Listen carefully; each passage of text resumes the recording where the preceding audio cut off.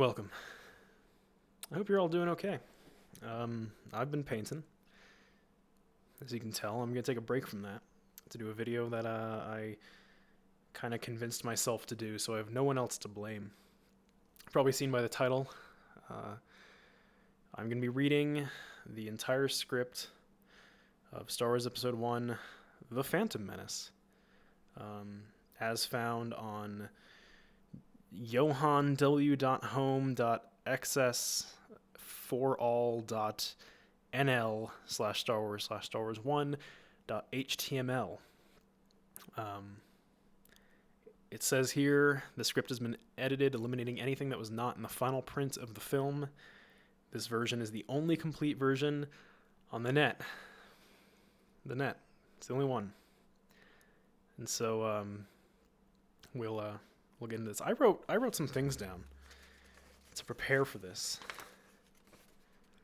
Because I think it'd just be boring to just read in my normal voice for all of these characters. And so I've did some casting decisions. Qui-Gon will be played by Nicolas Cage. I'm going to read everything Queen Amidala says in a bored and flat monotone. All of Padme's dialogue is going to be as wooden as it sounds. Child Anakin Skywalker, I'm just going to portray him as a bad child actor. I think Jake Lloyd did the best that he could. I'm just going to make it worse. For Palpatine, he's just going to be the Emperor the entire time, so I think it's going to add a lot of context to his rise when he just sounds like a nightmare. Jar Jar is going to be lost and confused, which reflects how I feel about the character. Yoda will be Yoda. Watto, I think I'm just going to do like a New York City car dealer. This seems apt. Darth Maul is going to be way too into his role. I think he has like 4 lines of dialogue, maybe 3. He's just going to be trying really hard to sell him. The Trade Federation Viceroys, Newt Gunray and the other one are this going to be kind of suave southern gentlemen. Sebulba will be played by Christopher Walken for his limited lines of dialogue in a different language. And Obi-Wan Kenobi will be an angsty, sarcastic teenager, as I perceive him to be in this film. I prepared. I'm going to do this in one take. I am not going to reshoot this. It's going to be this camera, this microphone, and a script. It goes for a very long time on a web page, just no images, just text and a wall of text. But we've got bubbly, so I might crack some of these open. I will release an audio-only version of this as well, because I want to suit your needs. And so you can probably find that description to download. I'll just put on Google Drive probably. But yeah, I figured I'd just do an audiobook of Star Wars Episode 1, The Phantom Menace, the screenplay, the audiobook. There is a novelization. I was going to read that, but I think this would be more of a meme. And so, without further ado, we are going to... We're going to begin. So, I hope you enjoy this. A vast sea of stars serves as the backdrop for the main title, followed by a roll-up, which crawls up into infinity. It reads, Star Wars Episode 1, The Phantom Menace. Turmoil has engulfed the Galactic Republic. The taxation of trade routes to outlying star systems is in dispute. Hoping to resolve the matter with a blockade of deadly battleships, the greedy Trade Federation has stopped all shipping to the small planet of Naboo.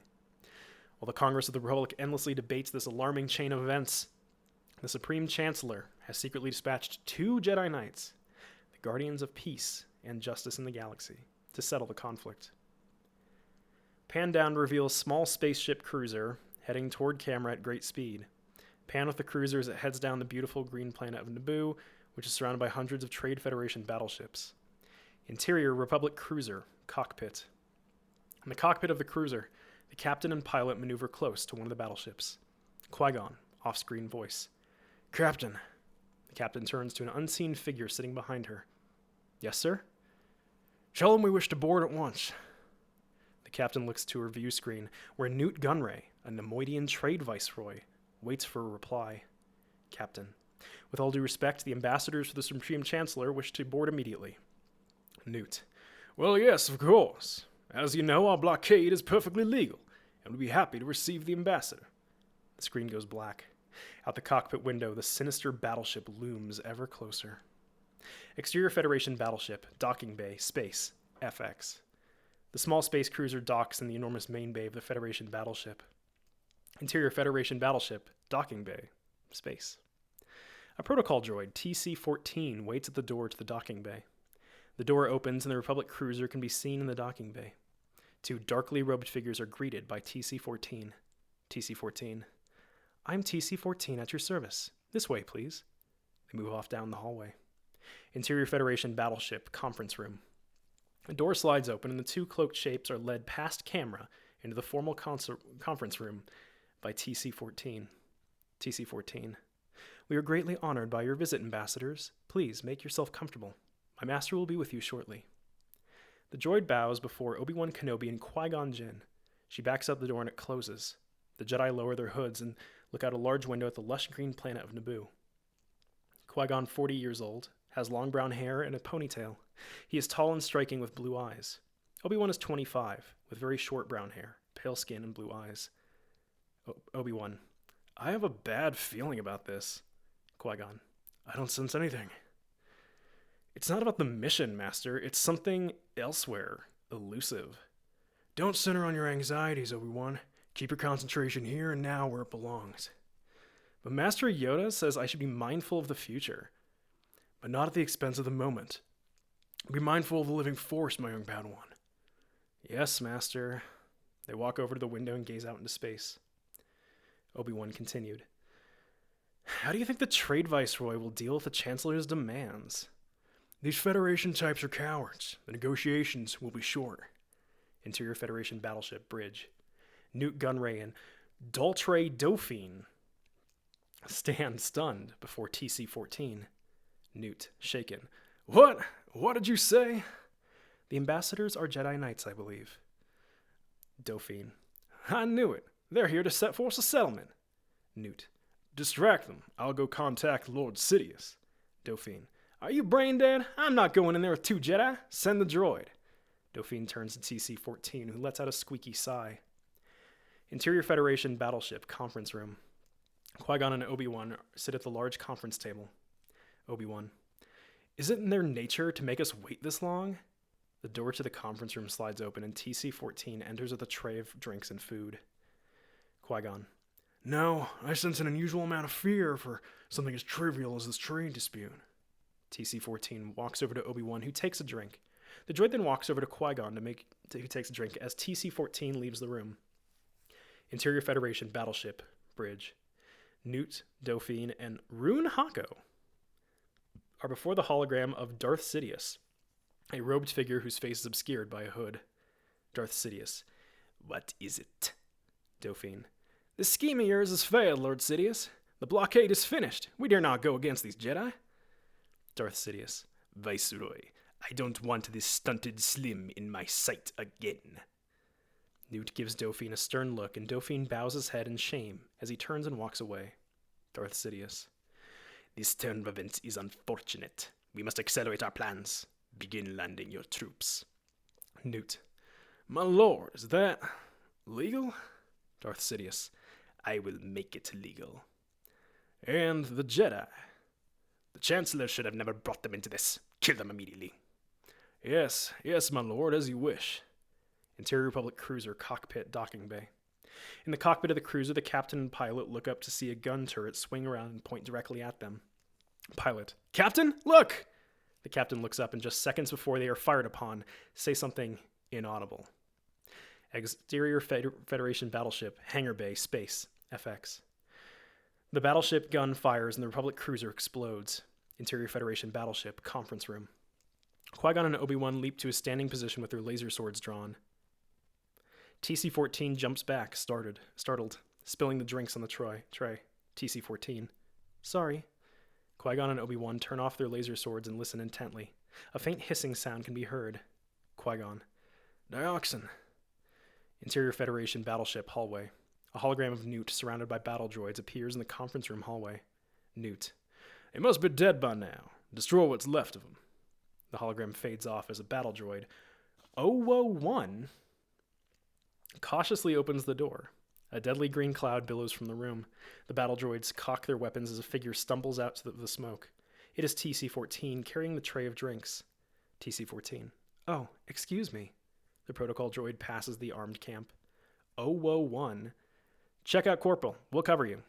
Battle droid. Roger, roger. Two flashing laser swords suddenly fly out of the deadly fog. 001. Uh-oh, blast them. The two Jedi start cutting down battle droids as the droids fire on them. Obi-Wan jumps in the air and does a mid-air flip as he deflects laser bolts. Interior Federation battleship bridge. Newt and Rune watch 001 on the view screen. 001 is suddenly cut in half. Rune gives Newt a worried look. He's just a battle droid. Newt. What is going on down there? The bridge is a cacophony of alarms. Tay how? We've lost the transmission, sir. Rune. Have you encountered a Jedi Knight before, sir? Newt. Well, no, but I don't... Panicked. Seal off the bridge. Tay how? Yes, sir. Rune. That won't be enough, sir. Newt. I want droidekas up here at once. Rune. We will not survive this. The doors to the bridge slam shut. Interior Federation battleship hallway, outside bridge. Qui-Gon cuts several battle droids in half, creating a shower of sparks and metal parts. Obi-Wan raises his hand, sending several battle droids crashing into the wall. Qui-Gon makes his way to the bridge door and begins to cut through it. Interior Federation battleship bridge. The crew is very nervous as sparks start flying around the bridge door. Qui-Gon and Obi-Wan are on the view screen. Newt. Close the blast doors. The huge, very thick blast doors slam shut, followed by a second door, then a third. There's a hissing sound as the huge doors seal shut. Newt. That'll hold him. Qui-Gon stabs the door with his sword. The screen goes black as a red spot appears in the center of the blast door. Obi-Wan cuts down another battle droid in defense of his master. Rune. They're still coming through. On the door, chunks of molten metal begin to drop away. Newt.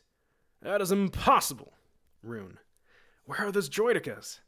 Interior Federation battleship hallway, outside bridge. Two ugly destroyer wheel droids roll down the hallway at full speed. Just before they get to the bridge area, they stop and transform into their battle configuration. Obi-Wan. Master destroyers. Qui-Gon stops penetrating the blast doors and turns to fight off the destroyer droids with Obi-Wan. The droids start to shoot their laser guns at the Jedi, and an invisible shield appears around them. Obi-Wan. They have shield generators. Qui-Gon. It's a standoff. Let's go. Qui-Gon and Obi-Wan leave the hallway just outside the bridge as the two destroyer droids turn around and continue shooting. The Jedi materialize at the far end of the hallway and dash through the doorway that slams shut. The wheel droids blast away at the two Jedi with their laser swords. Interior Federation battleship bridge. Newt and Rune stand on the bridge watching the view screen as the wheel droid's POV speeds to the doorway. Rune. They're no match for droidekas. Tay how? Sir, they've gone up the ventilation shaft. Interior Federation battleship main bay. Qui-Gon and Obi-Wan appear at a large vent in a giant hangar bay. They are careful not to be seen. Thousands of battle droids are loading onto landing craft. Qui-Gon. Battle droids. Obi-Wan. It's an invisible army. Qui-Gon. This is an odd play for the Trade Federation. We've got to warn them to boo and contact Chancellor Valorum. Let's split up, stow aboard separate ships, and meet down on the planet. Obi-Wan. You were right about one thing, Master. The negotiations were short. Interior Federation battleship bridge. Tay how receives a transmission. Tay how. Sir, it's a transmission from the planet. Rune. It's Queen Amidala herself. Newt. At last, we're getting results. On the view screen, Queen Amidala appears in her throne room, wearing her elaborate headdress and robes. She sits surrounded by a governing council and 4 handmaidens, Erte, Yane, Rabe, and Sashay? Newt continued. Again you come before me, Your Highness. Amidala. You will not be pleased when you hear what I have to say, Viceroy. Your trade boycott of our planet has ended. Newt smirks at Rune. I was not aware of such a failure. I'm aware the Chancellor's ambassadors are with you now, and that you have been commanded to reach a settlement. I know nothing of any ambassadors. You must be mistaken. Amidala, surprised at his reaction, studies him carefully. Beware, Viceroy. The Federation has gone too far this time. We would never do anything without the approval of the Senate. You assume too much. We will see. The Queen fades off and the view screen goes black. Rune. She's right. The Senate will never... Newt. It's too late now. Do you think she suspects an attack? I don't know. We must move quickly to disrupt all communications down there. Interior Naboo Palace, throne room. The Queen, Erte, Sashay, and her governor, C.O. Bibble, I remember him, stand before a hologram of Senator Palpatine, a thin, kindly man. Palpatine. The negotiations haven't started because the ambassadors aren't there? How could that be true? I have assurance from the Chancellor. His ambassadors did arrive. It must be the... Negotiate. The hologram of Palpatine sputters and fades away. Amidala. Senator Palpatine turns to Panaka. What's happening? Captain Panaka turns to his sergeant. Captain Panaka. Check the transmission generators. Bibble. A communications disruption can only mean one thing. Invasion. Amidala. The Federation would not dare go that far. Captain Panaka. The Senate would revoke their trade franchise and they'd be finished. Amidala. We must continue to rely on negotiation. Bibble. Negotiation? We've lost all communications. And where are the Chancellor's ambassadors? Captain Panaka. This is a dangerous situation, Your Highness. Our security volunteers will be no match against a battle-hardened Federation army. Amidala. I will not condone a course of action that will lead us to war. Exterior Space Landing Craft, Twilight, FX. 6 landing craft fly in formation toward the surface of the planet Naboo. Exterior Naboo Swamp, Shallow Lake, Twilight. 3 landing craft slowly descend through the cloud cover of the perpetually gray twilight side of the planet. One by one, the Federation warships land in the eerie swamp. Troop transports, MTTs, emerge from the landing craft as a half-dozen battle droids on staps fly by. Exterior Naboo edge of swamp / grass plains, Twilight, FX. The droid invasion force moves out of the swamp and onto the grassy plain. 9, in his tank, looks out over the vast army marching across the rolling hills. A small hologram of Rune and Newt stands on the tank. 9. Yes, Viceroy? Rune. Captain, we've researched the ship and there is no trace of the Jedi. They may have gone on one of your landing craft. 9. If they are down here, sir, we'll find them. Newt. Use caution. These Jedi are not to be underestimated. Exterior Naboo Swamp, Twilight. Qui-Gon runs through the strange landscape, glancing back to see the monstrous troop transports emerging from the mist. Animals begin to run past him in a panic. An odd frog-like Gungan, Jar Jar Binks, squats holding a clam he has retrieved from the murky swamp. Jar Jar looks up and sees Qui-Gon and the other creatures running like the wind toward him. One of the huge MTTs bears down on the Jedi like a charging locomotive. Jar Jar stands transfixed, still holding the clamshell in one hand. Jar Jar. Oh no. Qui-Gon. Quick, get out of here. Jar Jar drops the shell and leaps onto Qui-Gon as he mumbles something inaudible. The Jedi is caught by surprise. Qui-Gon. Get off!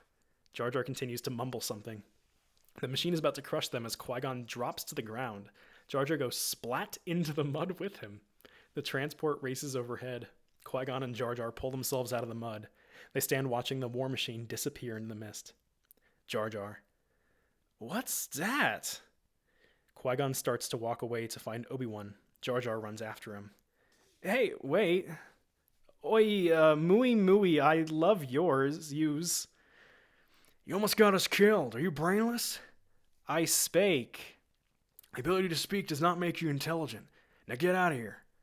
Qui-Gon starts to move off and Jar Jar follows. No, Misa stay, Misa cold Jaja Binks. Misa use humble servant. That won't be necessary. Ooh, boot it is. 'Tis demanded be the goods it is. I don't know what that says. I don't know what that says. In the distance, 2 staps burst out of the mist at high speed, chasing Obi-Wan. Jar Jar continued. Oh no! Qui-Gon throws Jar Jar into the mud. Stay down. The 2 troops fire laser bolts at Obi-Wan. Qui-Gon deflects the bolts back, and the staps blow up. 1-2. Obi-Wan is exhausted and tries to catch his breath. Suddenly, Jar Jar pops up. Jar Jar. Yusa saved Mai again. Obi-Wan. What's this? Qui-Gon. A local. Let's go before more of those droids show up. Jar Jar. Moore? More did you spake? Obi-Wan and Qui-Gon start to run. Jar Jar tries to keep up. Jar Jar continued. Excuse me, but the most safest place would be Gunga City. 'Tis where I grew up. 'Tis a hidden city. They all stop. Qui-Gon. A city? Jar Jar nods his head. Uh-huh. Qui-Gon continued. Can you take us there? Jar Jar. On second thought, no, not Willie, no. Qui-Gon. No? It's embarrassing, but my afraid might have been banished. My forgotten their bosses would do terrible things to my terrible things if my going back there. A pulsating sound is heard in the distance. You hear that? Yeah? That's the sound of 1,000 terrible things heading this way. Obi-Wan. If they find us, they'll crush us, grind us up into little pieces, and then blast us into oblivion. Jar Jar. Oh, Yusa point is well said. This way, hurry. Jar Jar turns and runs into the swamp. Exterior Naboo Swamp Lake, twilight. Qui-Gon, Obi-Wan, and Jar Jar run into a murky lake and stop as Jar Jar tries to catch his breath. The transports are heard in the distance. Qui-Gon. How much farther? Jar Jar. We'se going underwater, Okie day. Qui-Gon and Obi-Wan put on small capsules from their utility belts that turn into breathing masks. Jar Jar continued. And my warning yous, Gungans no liking outsiders, so don't expissen wern welcome. Obi-Wan. Don't worry, this has not been our day to warm welcomes. Jar Jar jumps, yells out, does a double somersault with a twist, and dives into the water. Breath masks on, Qui-Gon and Obi-Wan wade in after him. Before they continue, Jar Jar surfaces. Ah, Yusa follow me now, Okie day. Exterior Naboo Lake underwater.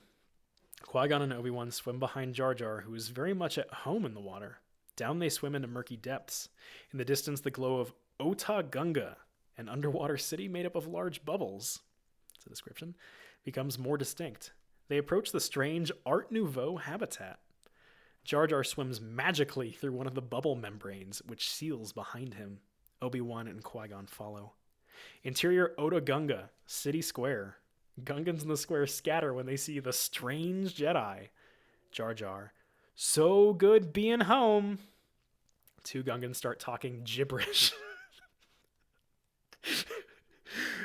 Jar Jar and the Jedi walk a little further as a Gungan, Captain Tarples, armed with a long electro pole, rides up on a two-legged Kadu into the square.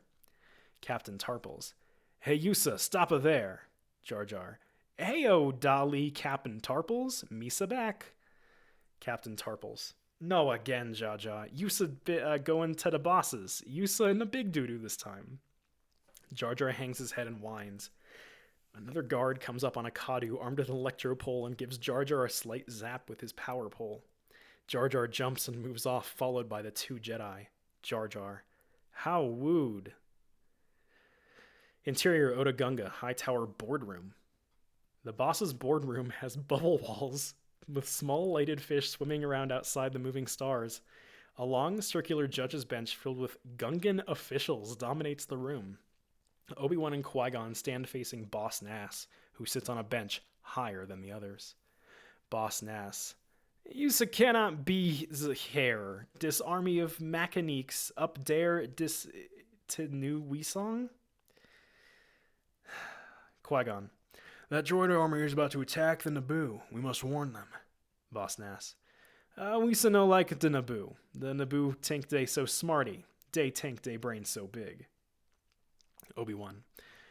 Once those droids take control of the surface, they'll take control of you. Boss Nass. Misa no think so. They not know us of us-in. Obi-Wan. You and the Naboo form a symbiont circle. What happens to one of you will affect the other. You must understand this. Boss Nass. Wisa no care about the Naboo. Qui-Gon waves his hand. Then speed us on our way. Boss Nass. We's gonna speed yous away. Qui-Gon. We could use a transport. We's give yous una bongo. The speedest way to Naboo is going up to the core. Now go. Thank you for your help. We leave in peace. Qui-Gon and Obi-Wan turn to leave. Obi-Wan. Master, what's a bongo? Qui-Gon. A transport, I hope. The Jedi notices Jar Jar in chains to one side, waiting to hear his verdict. Qui-Gon stops. Jar Jar gives him a forlorn look. Jar Jar. Does a setting you up. Going through the planet core is bad bombin'. Oh, any hep hair would be hot.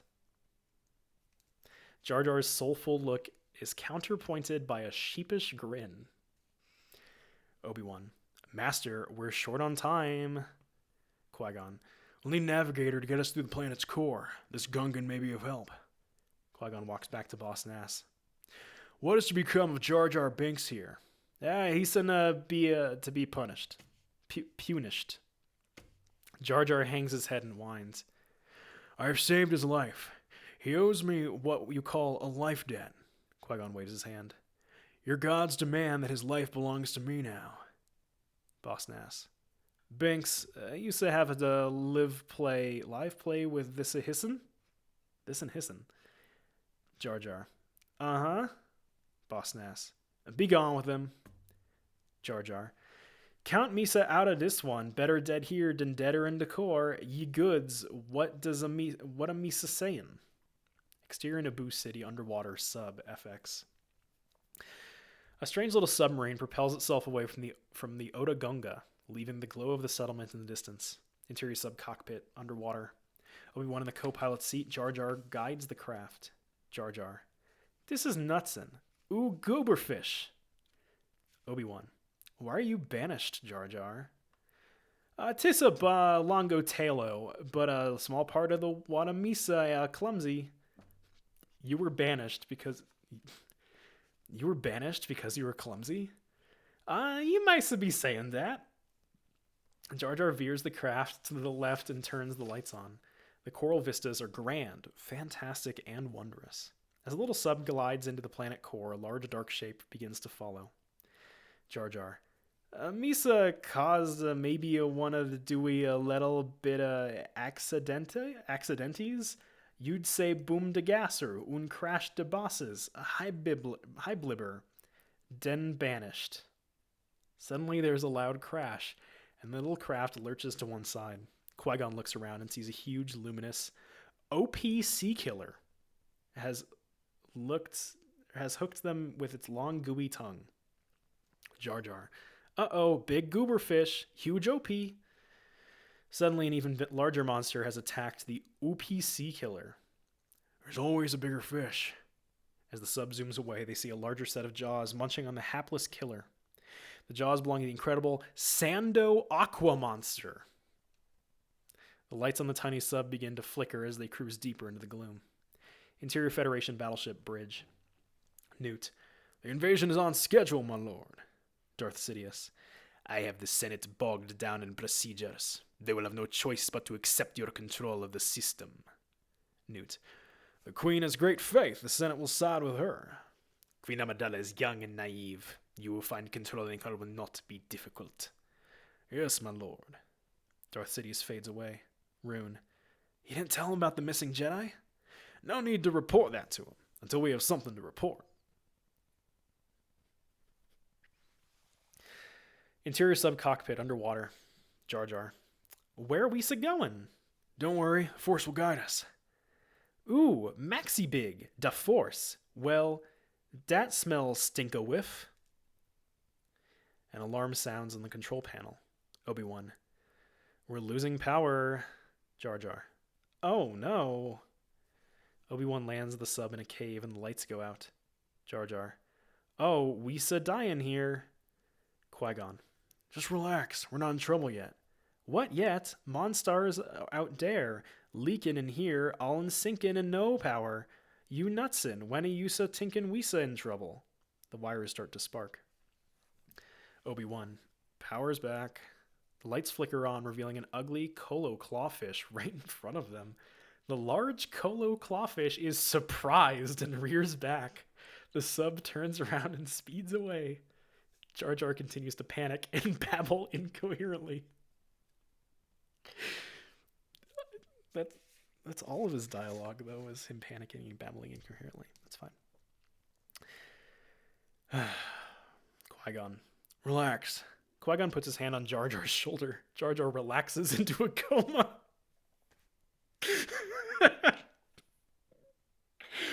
Obi-Wan. You overdid it.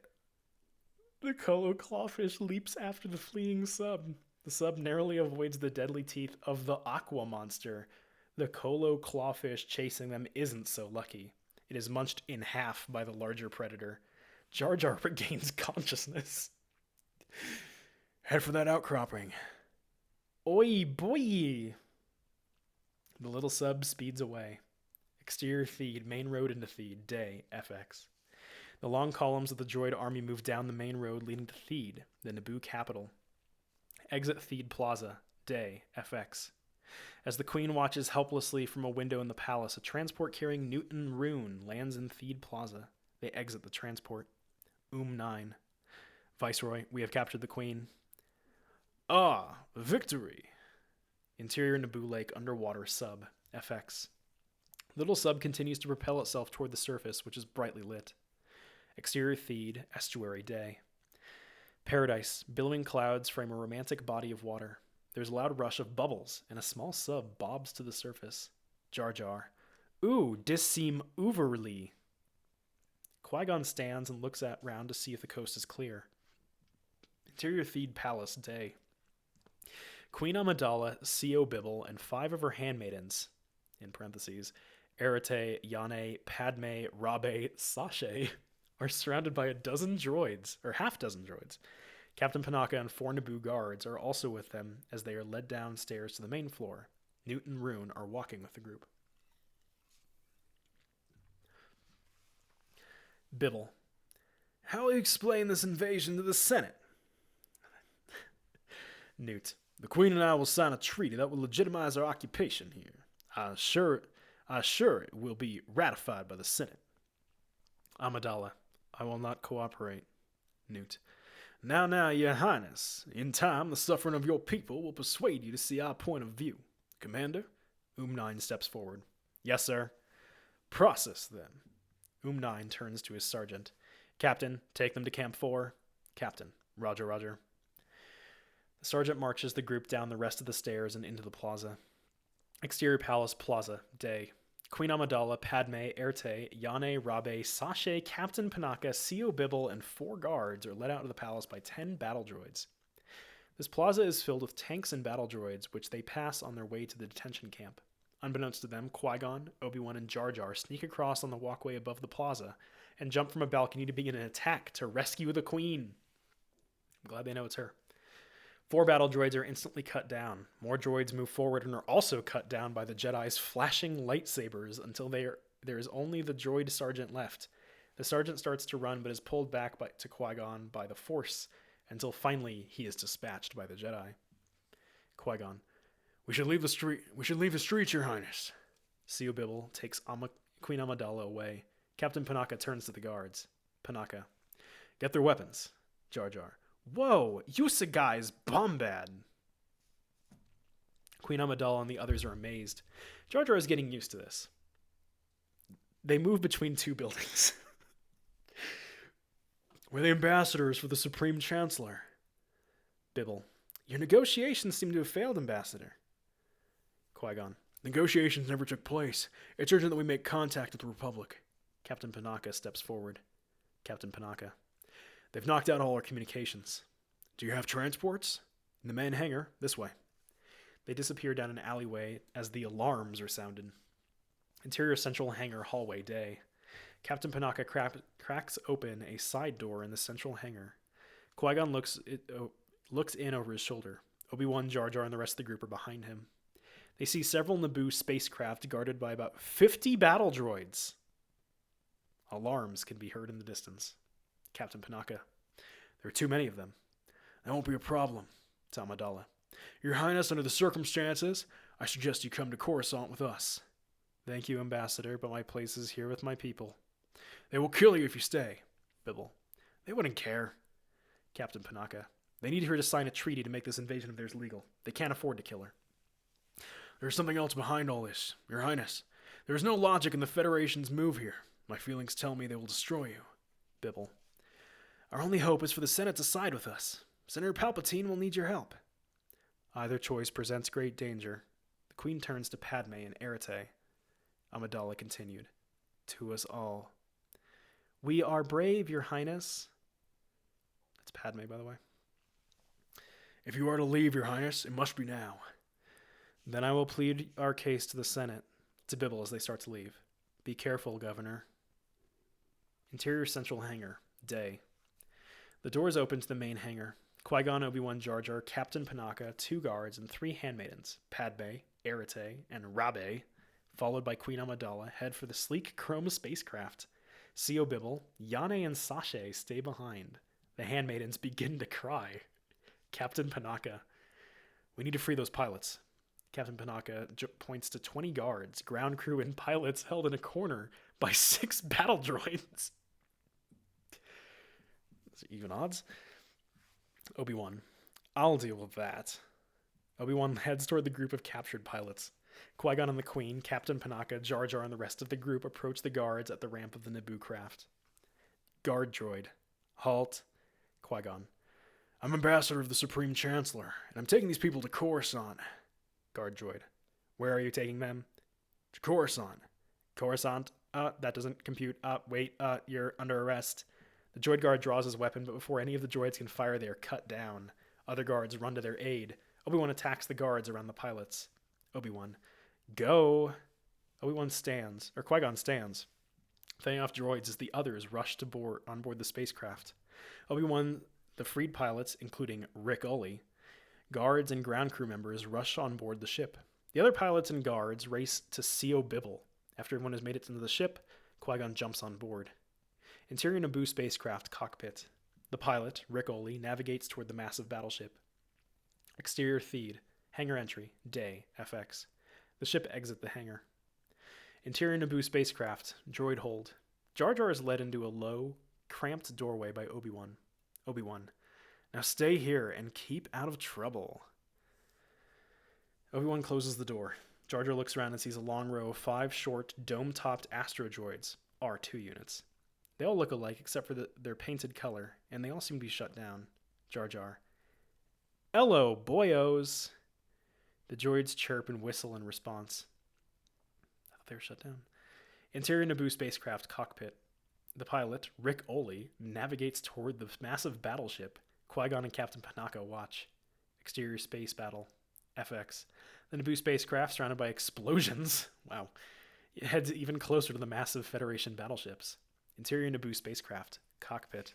Qui-Gon enters the cockpit. Rick Ollie. There's the blockade. Obi-Wan enters the cockpit as the blockade battleships fire upon them. Alarm sounds fill the cockpit. Rick Ollie. The shield generators have been hit. Interior Naboo spacecraft. Droid hold. FX. A blue alarm light flashes as all of the droids are activated. The droids rush to an exterior airlock. One little blue astro droid, who is especially dedicated, lets out a loud screech as he runs into Jar Jar. Jar Jar. How wooed! The blue astro droid continues to beep an exclamation as he too rushes toward the airlock. The little droid enters the airlock and is ejected into the exterior of the ship. Exterior Naboo spacecraft. Space. FX. The little droid rolls toward the others to help with repairs. One by one, each droid is being blown away. Interior Naboo spacecraft cockpit. Obi-Wan. We're losing droids. Fast. Captain Panaka. If we can't get their shield generators fixed, we'll be sitting ducks. Exterior Naboo spacecraft engines. Space. FX. Federation battleships blow away one more astro droid. Interior Naboo spacecraft cockpit. Rick Ollie. The shields are gone. Exterior Naboo spacecraft engines. Space. FX. The blue droid is now alone as he continues to work on the ship. He connects some wires, causing sparks to fly. Interior Naboo spacecraft. Cockpit. Rick Ollie. Power's back. That little droid did it. Bypass the main power drive. Deflector shield up at maximum. Exterior Naboo spacecraft. Space. FX. The lone blue droid finishes repairs and goes back into the ship. The Naboo spacecraft races away from the Federation battleship. Rick Oley. There's not enough power to get us to Coruscant. The hyperdrive is leaking. Qui-Gon. We'll have to land somewhere to refuel and repair the ship. Qui-Gon studies a star chart on a monitor. Obi-Wan. Here, Master, Tatooine. It's small, out of the way, poor. The Trade Federation has no presence there. Captain Panaka. How can we be sure? Qui-Gon. It's controlled by the Hutts. Captain Panaka. You can't take Her Royal Highness there. The Hutts are gangsters. If they discovered her, it would be no different than if we landed in a system controlled by the Federation. Except the Hutts aren't looking for her, which gives us an advantage. Captain Panaka takes a deep breath in frustration. Exterior space, Federation battleship, FX.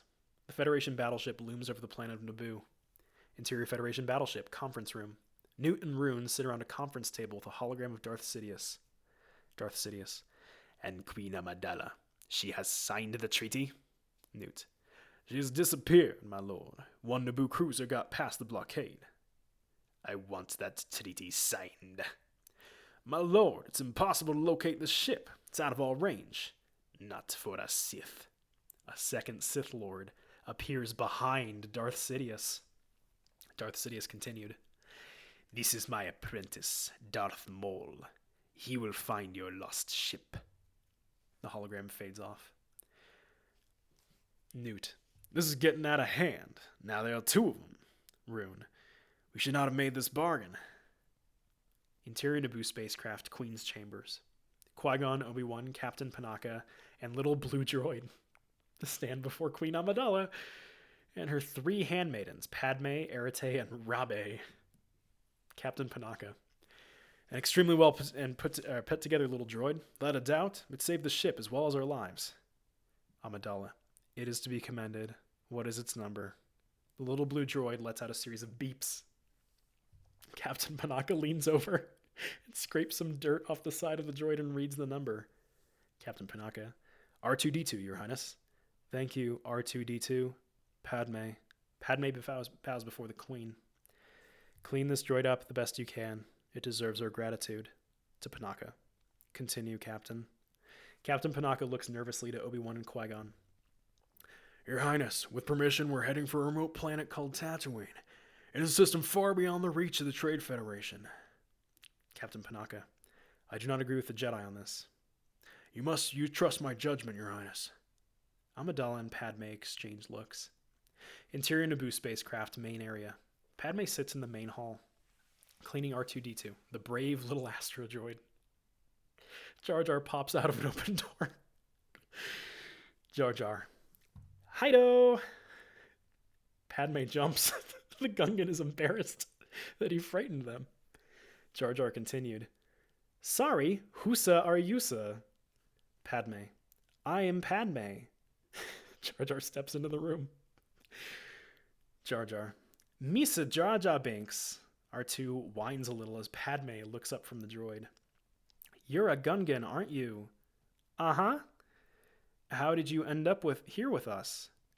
My no. Misa day startin' pretty okie dokie wid a brisky morning munchin'. Den boom, gettin' berry skeered, ungrabbed dat Jedi, and before Misa knowin' it, pow, Misa have, he shrugs. Gettin' berry skeered. R2 beeps a sympathetic beep.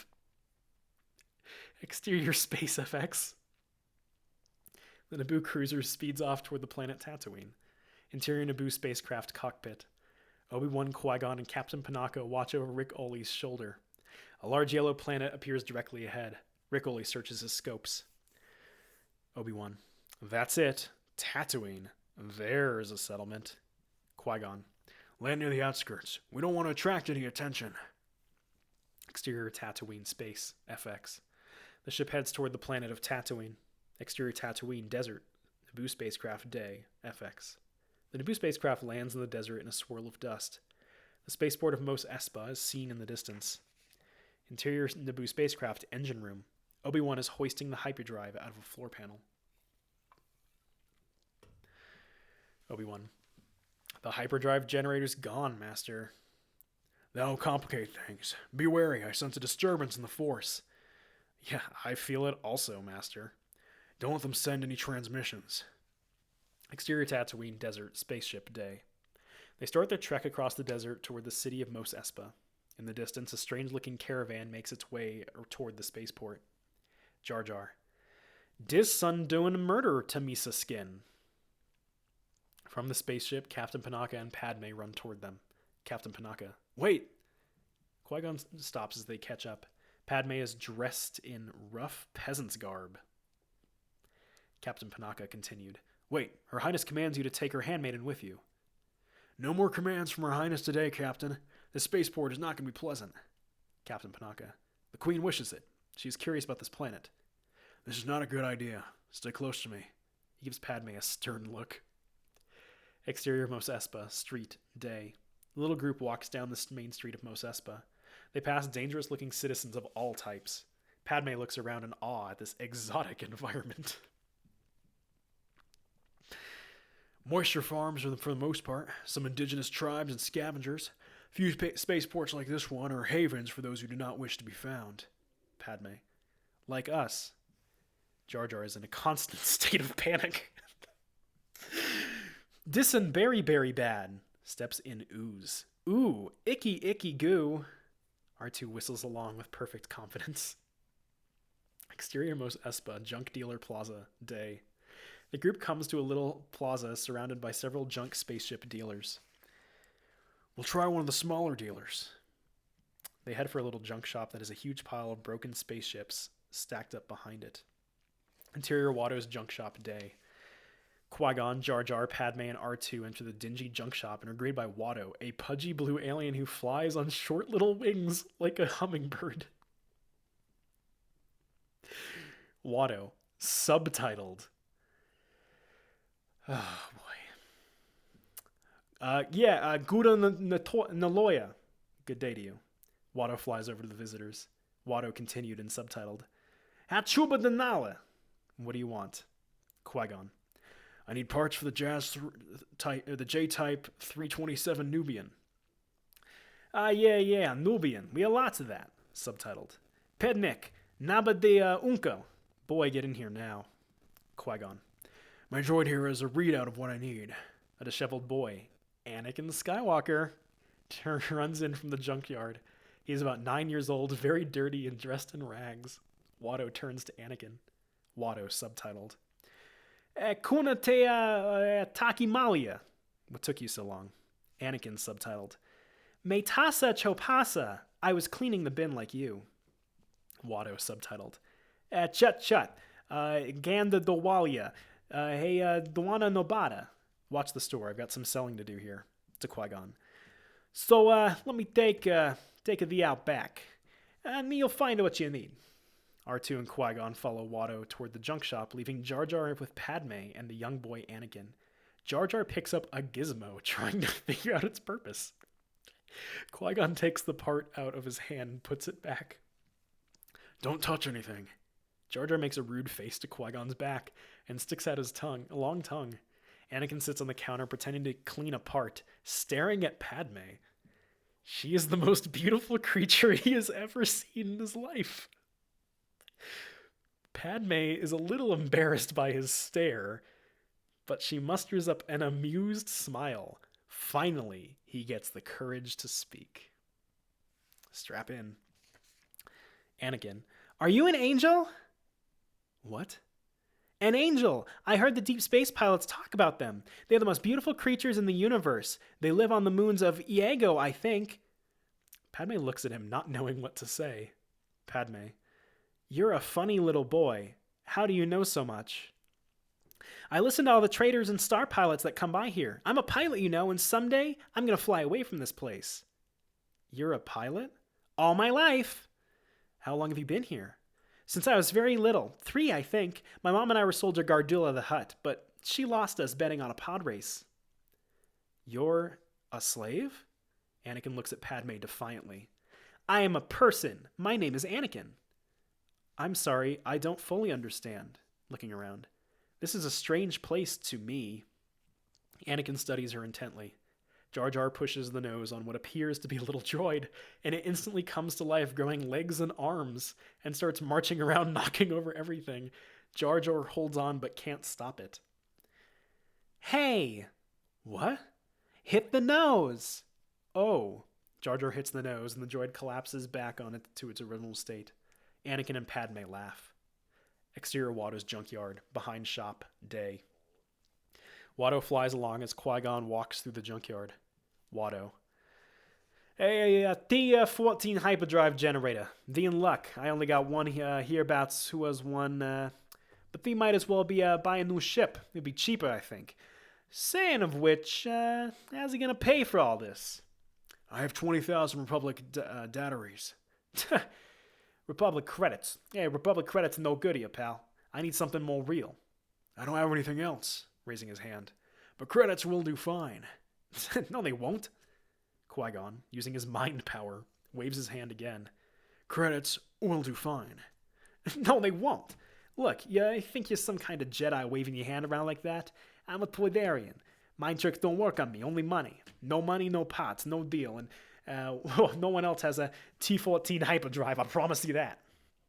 Interior Watto's junk shop day. Anakin and Padme are still talking. Anakin. Wouldn't have lasted long if I weren't so good at fixing things. Jar Jar pulls out a part of a stack of parts to inspect it, and they all come tumbling down. He struggles to catch them, only to knock more down. Anakin and Padme are oblivious. Qui-Gon hurries into the shop, followed by R2. We're leaving. Jar Jar? The stuff Jar Jar is juggling crashes to the ground. Padme gives Anakin a loving look. What? Padme. I'm glad to have met you. Padme turns, and Anakin looks sad as he watches her leave. Anakin. I was glad to meet you too. Jar Jar and R2 leave the shop. Watto enters the shop, shaking his head. Watto subtitled. Uthmians, tinka mi chesa hopo mabudi na nolia. Outlanders. They think they know everything. Anakin subtitled. La lova nambutafa. They seem nice to me. Watto subtitled. Fuipa niaga. Tolpa de bunky dunko. Clean the racks, then you can go home. Anakin lets out a yippee as they run out the back. Interior Naboo spacecraft cockpit. Obi-Wan is in the cockpit of the Naboo craft. And you're sure there's nothing left on board? Obi-Wan, through voiceover. A few containers and supplies, the Queen's wardrobe maybe, but not enough for you to barter with, not in the amounts that you're talking about. Qui-Gon. Alright, I'm sure another solution will present itself. I'll check back later. Qui-Gon puts his comlink away and starts out on the main street. Jar Jar grabs his arm. Jar Jar. No again to beings hereabouts coazy, Wisa be robbed and crunched. Not likely. We have nothing of value, that's our problem. Exterior Mos Espa Street, Market, Day. Qui-Gon, Padme, Jar Jar, and R2 move out into the street. Jar Jar is walking behind the others. They walk by an outdoor cafe filled with a rough gang of aliens, one of which is especially ugly. Sebulba, a spider-like creature. Jar Jar stops for a moment in front of a stall selling dead frogs hanging on a wire. He looks around to see if anyone is looking, then sticks out his tongue and gets hold of one, pulling it into his mouth. Unfortunately, the frog is tied tightly to the wire. The vendor suddenly appears. Vendor subtitled. Hey, Yawoba Wonga. Are you going to pay for that? Jar Jar turns his head in surprise. Vendor. Uga whoopee wep. It costs 7 whoopee. Whoopee. Jar Jar opens his mouth and the frog snaps away, ricochets around the market, and lands in Sebulba's soup, splashing him. As Jar Jar moves away from the vendor, Sebulba jumps onto the rope, or onto the table, and grabs the hapless Gungan. Sebulba. Achoba! Jar Jar. Oops! Jar Jar starts to whistle as he walks away. Angry, Sebulba gets up and hops over to Jar Jar and kicks him. Sebulba, subtitled. Ni choba ni! Is this yours? Sebulba holds the frog up to the Gungan threateningly. Who, Misa? Sebulba grabs Jar Jar by the neck. Qui-Gon looks around for Jar Jar and sees him in a fight. Jar Jar turns to see Anakin, pushing his way next to him. The boy stands up to Sebulba in a very self-assured way. Anakin subtitled. Chesko Sebulba, Chapuka Umangisa, Mateso Ratiko Ponipo Chop Chawa. Careful, Sebulba. He's a big-time outlander. I'd hate to see you diced before you race again. What? That's so aggressive. Sebulba stops his assault on Jar Jar and turns to Anakin. Sebulba subtitled. Nick me chawa wimo noka mako nok. Next time we race, boy, it will be the end of you. Unanoto wo shag we wampati dua pam pam. If you weren't a slave, I'd squash you now.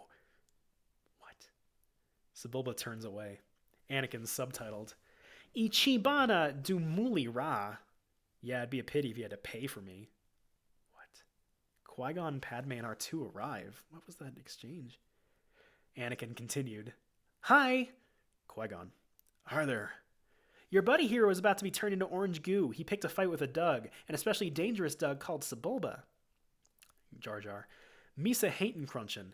That's the last ting Misa wantin'. Qui-Gon, nevertheless, the boy's right. You were heading for trouble. Thanks, my young friend. Padme looks at Anakin and smiles. He smiles back. They start walking down the crowded street. Jar Jar, But, Misa doing nothing. The group walks about way and Sebulba chews on the frog. Exterior Tatooine desert spaceship day. Obi-Wan stands in front of the Naboo spacecraft and as the wind picks up and begins to whip at his robe. Captain Panaka exits the ship and joins him. The storm will slow him down. Captain Panaka, looks pretty bad. Captain Panaka's comlink sounds off. Captain Panaka continued. Panaka, Rick Oley, we're receiving a message from home. Captain Panaka, we'll be right there. Exterior Mos Espa Street, fruit stand, day. Anakin and the group stop at a fruit stand run by a jolly but very poor old lady named Jira. Anakin, here, you'll like these pallies. Here. Qui-Gon, thank you. Qui-Gon takes them, putting them in a little pouch under his poncho, revealing for a moment his lightsaber. Jira, oh, my bones are aching. Storm's coming up, Annie. You better get home quick. Anakin to Qui-Gon, do you have shelter? We'll head back to our ship. Is it far? Padme, it's on the outskirts. Anakin, you'll never reach the outskirts in time. Sandstorms are very, very dangerous. Come on, I'll take you to my place. The group follows Anakin as he rushes down the windy street. R2 whistles along the way. Exterior Mos Espa, slave quarters, street, sandstorm day. The wind is blowing hard as Qui-Gon, Jar Jar, and Padme follow Anakin down the street and into a slave hovel. Interior Anakin's hovel, main room day. Qui-Gon, Jar Jar, R2, and Padme enter a small living space. Mom, I'm home. Jar Jar, dissin' cozy. Anakin's mother, Shmi Skywalker, a warm, friendly woman of 40, she's like 50 in the movie, enters from her work area and is startled to see the room full of people. Anakin, these are my friends, Mom. Jar Jar, hi-do. R2 lets out a little beep. I'm Qui-Gon Jinn. I'm building a droid. You want to see? Your son was kind enough to offer us shelter. Come on, I'll show you 3PO. Anakin leads Padme into the other room. R2 follows, beeping all the way. It's like Jingle All the Way. Interior Anakin's hovel, bedroom day. R2 rolls through the doorway as Anakin shows off his droid, which is lying on his workbench. There's one eye on the head. The body, arms, and legs have no outer coverings. Isn't he great? He's not finished yet. Padme, he's wonderful. R2 continues to let out a few warbles. You really like him? He's a protocol droid to help Mom. Watch. Anakin pushes a button and the droid sits up. 3PO. Oh, where is everybody? Anakin reaches over and grabs an eye and puts it in one of the sockets. 3PO. Oh, hello, I am C-3PO, human-cyborg relations. How might I serve you? He's perfect. Oh, perfect. When the storm is over, I'll show you my racer. 3PO starts to walk away as Anakin continues talking to Padme. Anakin continued. I'm building a pod racer. Padme smiles at his enthusiasm. 3PO. I'm not sure the floor is entirely stable. Oh, hello, I don't believe we've been introduced. R2 lets out a flurry of beeps and whistles. R2-D2, a pleasure to meet you. I am C-3PO, human-cyborg relations. R2 lets out another series of beeps and whistles. I beg your pardon. What do you mean, naked? R2 beeps. 3PO continued. My parts are showing. My goodness. R2 releases a laugh like Twitter. Exterior Tatooine sandstorm. The sandstorm rages on. That was the scene. Interior Naboo spacecraft, Queen's Chambers. Amidala, Irate, Rabe, and Obi-Wan Watch a very bad transmission of a CO Bibble hologram. Like the reception's bad. Bibble. The death toll is catastrophic. We must blow to their wishes. You must contact... Amidala looks upset. Almost nervous. I never remember her expression changing in the film, so that's kind of shocking. Obi-Wan.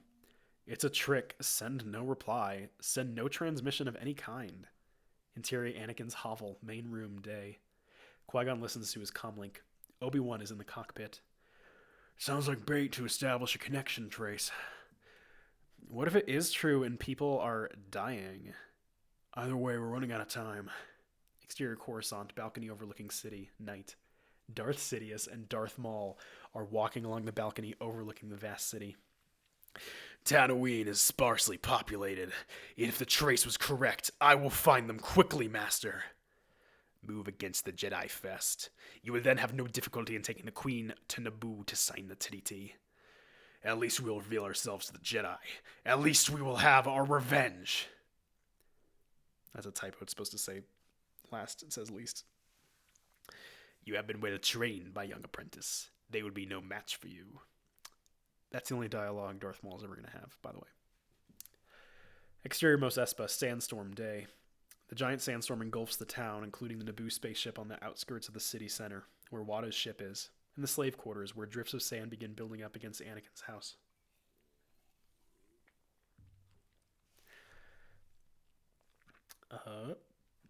Interior Anakin's hovel, main room, day. Qui-Gon, Anakin, Jar Jar, and Padme are seated around a giant table. Jar Jar slurps his soup as Shmi Skywalker walks over, pours him a drink. Jar Jar looks up at her as she moves on. R2 beeps as he looks out in the corner of the room. Shmi. All slaves have transmitters placed inside their bodies somewhere. I've been working on a scanner to try and locate mine. Any attempt to escape, and they blow you up. Boom. Jar Jar. How rude. Padme. I can't believe there is still slavery in the galaxy. The Republic's anti-slavery laws. Shmi. The Republic doesn't exist out here. We must survive on our own. Jar Jar snatches some food from a bowl at the other end of the table with his tongue. Padme looks over at Jar Jar. Qui-Gon gives him a dirty look. Jar Jar. Excuse me. Anakin. Has anyone ever seen a pod race? Padme shakes her head no. They have pod racing on Malastare. Very fast, very dangerous. I'm the only one human who can do it. You must have Jedi reflexes if you race pods.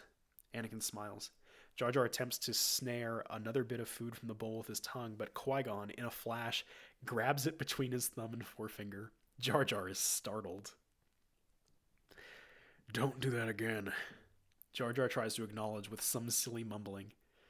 Qui-Gon lets go of the tongue, and it snaps back into Jar Jar's mouth. You're a Jedi Knight, aren't you? What makes you think that? I saw your laser sword. Only Jedi carry that kind of weapon. Qui-Gon leans back and slowly smiles. Perhaps I killed a Jedi and took it from him. I don't think so. No one can kill a Jedi. I wish I were so. I had a dream I was a Jedi. I came back here to free all the slaves. Have you come to free us? No, I'm afraid not. I think you have. Why else would you be here? Qui-Gon thinks for a moment. I can see there's no fooling you. Leans forward. We're on our way to Coruscant, the central system of the Republic, on a very important mission. How did you end up here in the Outer Rim? Padme. Our ship was damaged, and we're stranded here until we can repair it. I can help. I can fix anything. I believe you can, but first we must acquire the parts we need. Jar Jar. With no nuttin' moolah to trade. Padme. These junk dealers must have a weakness of some kind. Shmi. Gambling.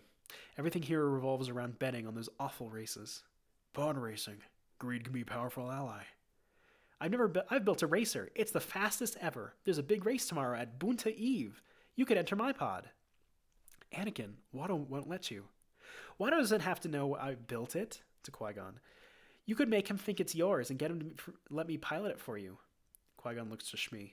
She is upset. Her child's about to engage in gambling. Okay, sure. But Mom... Oh, wait. Yeah. Shmi, I don't want you to race. It's awful. I die every time Watto makes you do it.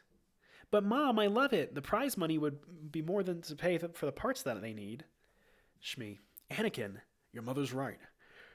If there were any friendly in the Republic who might help, or if there's anyone friendly to the Republic who might help us. Shmi shakes her head no. Anakin. Mom, you said the biggest problem in the universe is nobody helps each other. Shmi sighs heavily. Padme. I'm sure Qui-Gon doesn't want to put your son in danger. We'll find some other way. Shmi. No, there is no other way. I may not like it, but he can help you. He was meant to help you.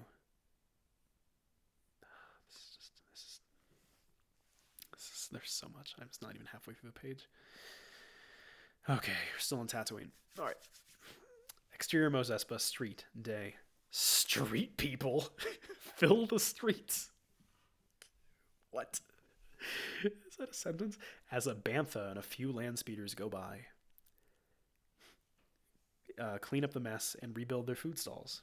Qui-Gon, Jar Jar, and Padme are walking toward Watto's shop. R2 is rolling behind him. Padme stops Qui-Gon as he's about to enter the shop. Padme. Are you sure about this? Trusting our fate to a boy we hardly know? The Queen will not approve. Qui-Gon. The Queen does not need to know. Well, I don't approve. Qui-Gon turns and starts into the shop. Interior Watto's junk shop, day. Qui-Gon walks in and Watto and Anakin join him. Hey, the boy tells me you want to sponsor him in the race. How can you do this? Not on Republic credits, I think. He laughs. My ship will be the entry fee.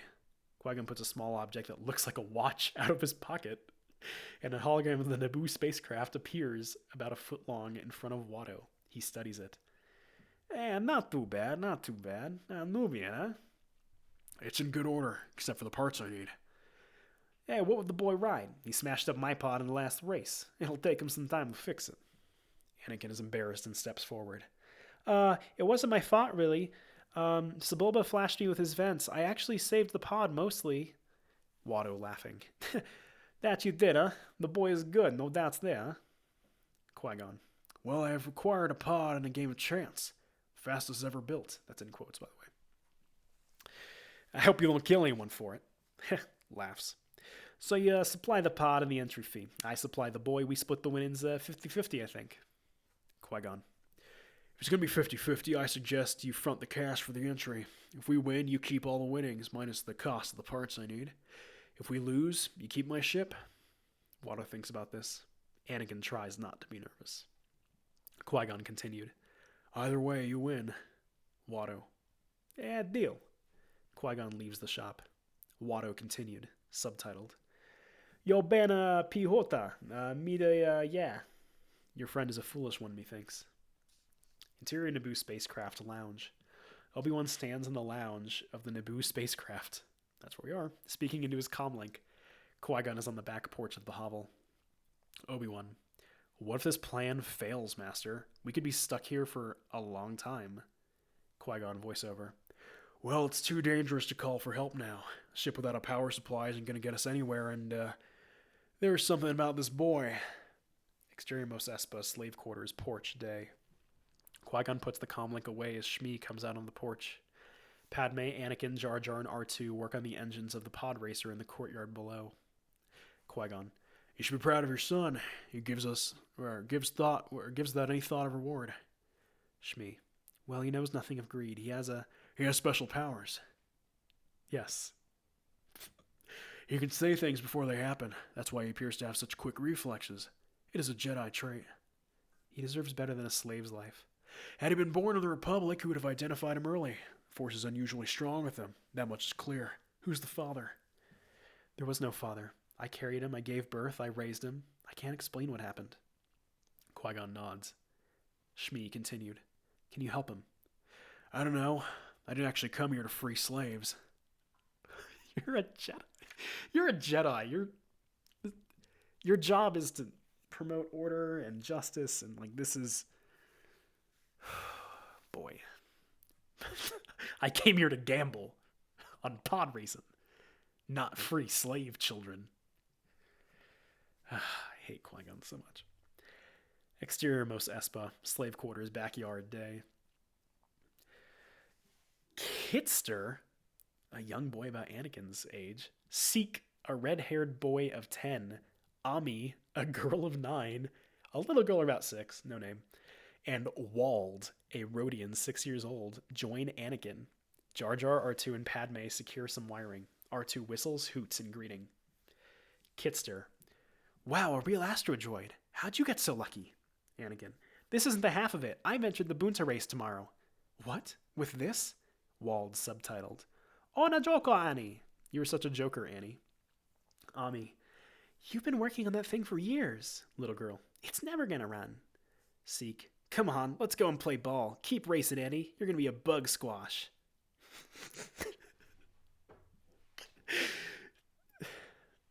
Seek, Walden, Ami, and the little girl take off laughing. Jar Jar is fiddling with one of the energy binder plates. Anakin.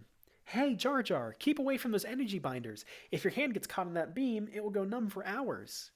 Jar Jar drops the tool he had, bends down to pick it up, and comes right up to the energy binders. Makes a little electronic pop, zaps him in the mouth, and he jumps back. Jar Jar tries to say something, but his mouth is numb and his words are garbled. Again, how is this any different from when he normally speaks? Like this. Oh my god. This is fine. Okay. Jar Jar.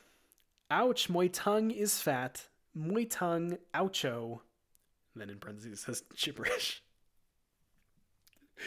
Jar Jar sees that a tool is stuck in the engine and reaches to get it, but his hand gets caught instead. Jar Jar. Hey, ow, ow, hey, I'm stuck. 3PO. You know, I find that Jar Jar creature very odd. R2 twitters a response. R2 inventing Twitter in 1999, or whenever the script was finished in like 97. Kitster. You don't even know how this thing's gonna run. Anakin jumps into the little capsule behind the two giant engines. It will. Qui-Gon approaches the group and gives Anakin a small battery. I guess it's time we found out. Here, use this power charge. Come on, Kitster. Wait, it says Qui-Gon says that. No, Anakin says that. Okay. Come on, Kitster, let's move away. Jar Jar. My mouth, it's stuck. Help, Padme sees Jar Jar's troubles and walks over to help him. Why? Jar Jar. My tongue is fat. R2 beeps something. 3PO.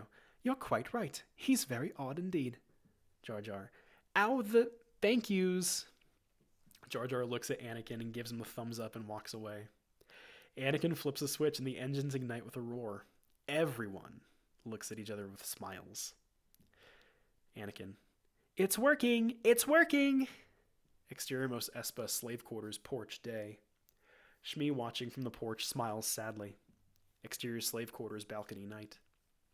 Anakin sits on the balcony rail of his hovel as Qui-Gon tends to a cut. The boy leans back to look at the vast blanket of stars in the sky. It really balances between this, like, it goes from the worst descriptions to, like, stuff that's halfway decent. It's really confusing. Qui-Gon. Stay still, Annie. Let me clean this out. There are so many. Do you have to get do they all have a system of planets? Most of them. Has anyone been to them all? Qui-Gon laughs. Not likely. I want to be the first one to see them all. Shmi yells from inside the hovel. Shmi off screen. Annie, bedtime. Anakin continued. Ouch! Qui-Gon wipes a patch of blood off Anakin's arm. There we are, good as new. Shmi off screen. Annie, I'm not going to tell you again. Qui-Gon scrapes Anakin's blood onto a comlink chip. What are you doing? Checking your blood for infections. You have a big day tomorrow. Good night. Anakin rolls his eyes and runs into the hovel. Qui-Gon takes the blood-stained chip and inserts it into the comlink, then calls Obi-Wan. Qui-Gon continued. Obi-Wan. Yes, Master. I need analysis of this blood sample I'm sending you. Wait a minute. I need a midichlorian count. The reading's off the chart. Over 20,000. Even Master Yoda doesn't have a midichlorian count that high. No Jedi has. What does that mean? I'm not sure. The Jedi Knight looks up and sees Shmi in the doorway watching him. Embarrassed, she goes back into the kitchen while Qui-Gon ponders the situation. Ponders her in the doorway? Okay. Exterior Tatooine, Desert Mesa night. The sinister-looking Sith spacecraft lands on top of a desert mesa at dusk, scattering a herd of banthas. Darth Maul walks to the edge of the mesa and studies the landscape with a pair of electro binoculars. He picks out the lights of 3 different cities in the distance, then pushes buttons on his electronic armband. 3 football-sized probe droids float out of the ship and head off in 3 different directions toward the cities. Darth Maul stands on the mesa and watches them through his electrobinoculars. Exterior Mos Espa Arena, main hangar day. Race crews mill about outside the main hangar. Interior Mos Espa Arena, main hangar day. The hangar is a large building with a dozen or so pod racers being readied for the race. Alien crews and pilots rush about, making last-minute fixes on their vehicles. Watto, Qui-Gon, and Jar Jar walk through the activity. Watto. Hey, I want to see a spaceship the moment the race is over. Qui-Gon. Patience, my good friend. You'll have your winnings before the sun's set, and we'll be far away from here. Hey, not if your ship belongs to me, I think. Hey, I warn you, no funny business. You don't think Anakin will win? Watto stops for an orange racer. Sitting to one side, having his shoulders and neck massaged by twin Yobanas, is Sebulba. Hey, don't get me wrong. I have great faith in the boy. He's a credit to your race, but Sebulba there's going to win, I think. Watto flies over to where Sebulba is getting a massage as Jar Jar's eyes bug out in shock. Jar Jar. Oh no! Qui-Gon. What do you think of that? Or why do you think that? Yeah, he always wins. Laughs. I'm betting heavily on Sebulba. I'll take that bet. Watto suddenly stops laughing. You'll what? I'll wager my new racing pod against, say, the boy and his mother. Hey, no pod's worth 2 slaves, not by a long shot. Well, the boy then. Watto thinks a bit as Jar Jar looks around. We'll let fate decide, huh? I just happen to have a chance cube here. Blue, it's the boy. Red, his mother. So there's going to do a die roll for, like, human trafficking, I guess. What? Watto tosses the cube down. Qui-Gon lifts his hand slightly. It turns blue. Qui-Gon smiles. Watto is angry. Watto continued. Hey, you won the small toss, Outlander, but you won't win the race, so it makes a little difference. Anakin and Padme enter the hangar on one of the Eopies, pulling an engine. Kitster and Shmi, on the other Eopie with 3PO, walk alongside. R2 trundles behind, pulling the pod. Watto flies off laughing. He passes Anakin as he leaves. Watto subtitled. Una bakisa. Bonapa kisa petiso. Wanna meet the Joban. Better stop your friend's betting or he'll end up owning him too. Oh, what? This is awful. What do you mean by that? I'll tell you later. Good morning. That's a pivot. Qui-Gon walks over to where Shmi is seated on the Eopie and helps her down. R2 beeps at 3PO. 3PO. Oh my, space travel sounds rather perilous. R2 emits a series of beeps. I can assure you they will never get me into one of those dreadful starships. Kitster to Anakin. This is so wizard, Annie. Shout out to Lord of the Flies. I'm sure you'll do this all the time. Or you'll do it this time. Padme. Do what? Kitster. Finish the race, of course. Padme. You've never won a race? Well, not exactly. Not even finished? Anakin looks sheepish. Kitster's right. I will this time. Of course you will. Qui-Gon and Padme look at each other. Padme is concerned. This is a terrible plan. Exterior Mos Espa, street, day. One of Darth Maul's probe droids slowly floats down the main street of Mos Espa. It looks in shops and studies people as it searches for Obi-Wan, Qui-Gon, or the Queen. Exterior Mos Espa, desert race arena, day. An extreme high-wide angle reveals a vast arena in the Tatooine desert. A large semicircular amphitheater that holds at least 100,000 people dominates a landscape. Large viewing platforms loom over the racetrack. Interior Mos Espa Arena Announcer's Box, day, FX. A 2-headed announcer, Fode and Bede, describes the scene. Tugi, tung mi cha kula de bunta magi, tu us azulas uval pod races. That's absolutely right, and a big turnout here from all corners of the Outer Rim territories. I see the contestants are making their way out onto the starting grid. Exterior Mos Espa, desert race arena, day. On the left side of the track across the grandstands, a line of pod races emerges from the large hangar, surrounded by several crew members. Pods are pulled by a wide variety of creatures, and are led by aliens carrying flags. The pilots stand facing the royal box. Fode bead from off-screen. La Yima Bistro. I see Ben Quaterneros from the Tun system. Egasgano Dua Nupa Ord Petrova. Two-time winner, Bowls Ruhr. Pula Tula Mutsa, Wo Grane Champio, Sebulba da Pixelito, Plastilia Bukiuki. And a late entry, Anakin Skywalker, a local boy. Wampa Pedunki Unka. The crowd cheers as Anakin waves. I see the flaggers are moving around to the track. Exterior Mos Espa Arena, grandstand day. Colorful canopies shade come from some of the spectators. Vendors sell barbecued creature parts and colorful drinks. Exterior Mos Espa Arena, Anakin's Pod Day, FX. Jar Jar standing here in Eope, who makes us stink. Jar Jar. Piusa.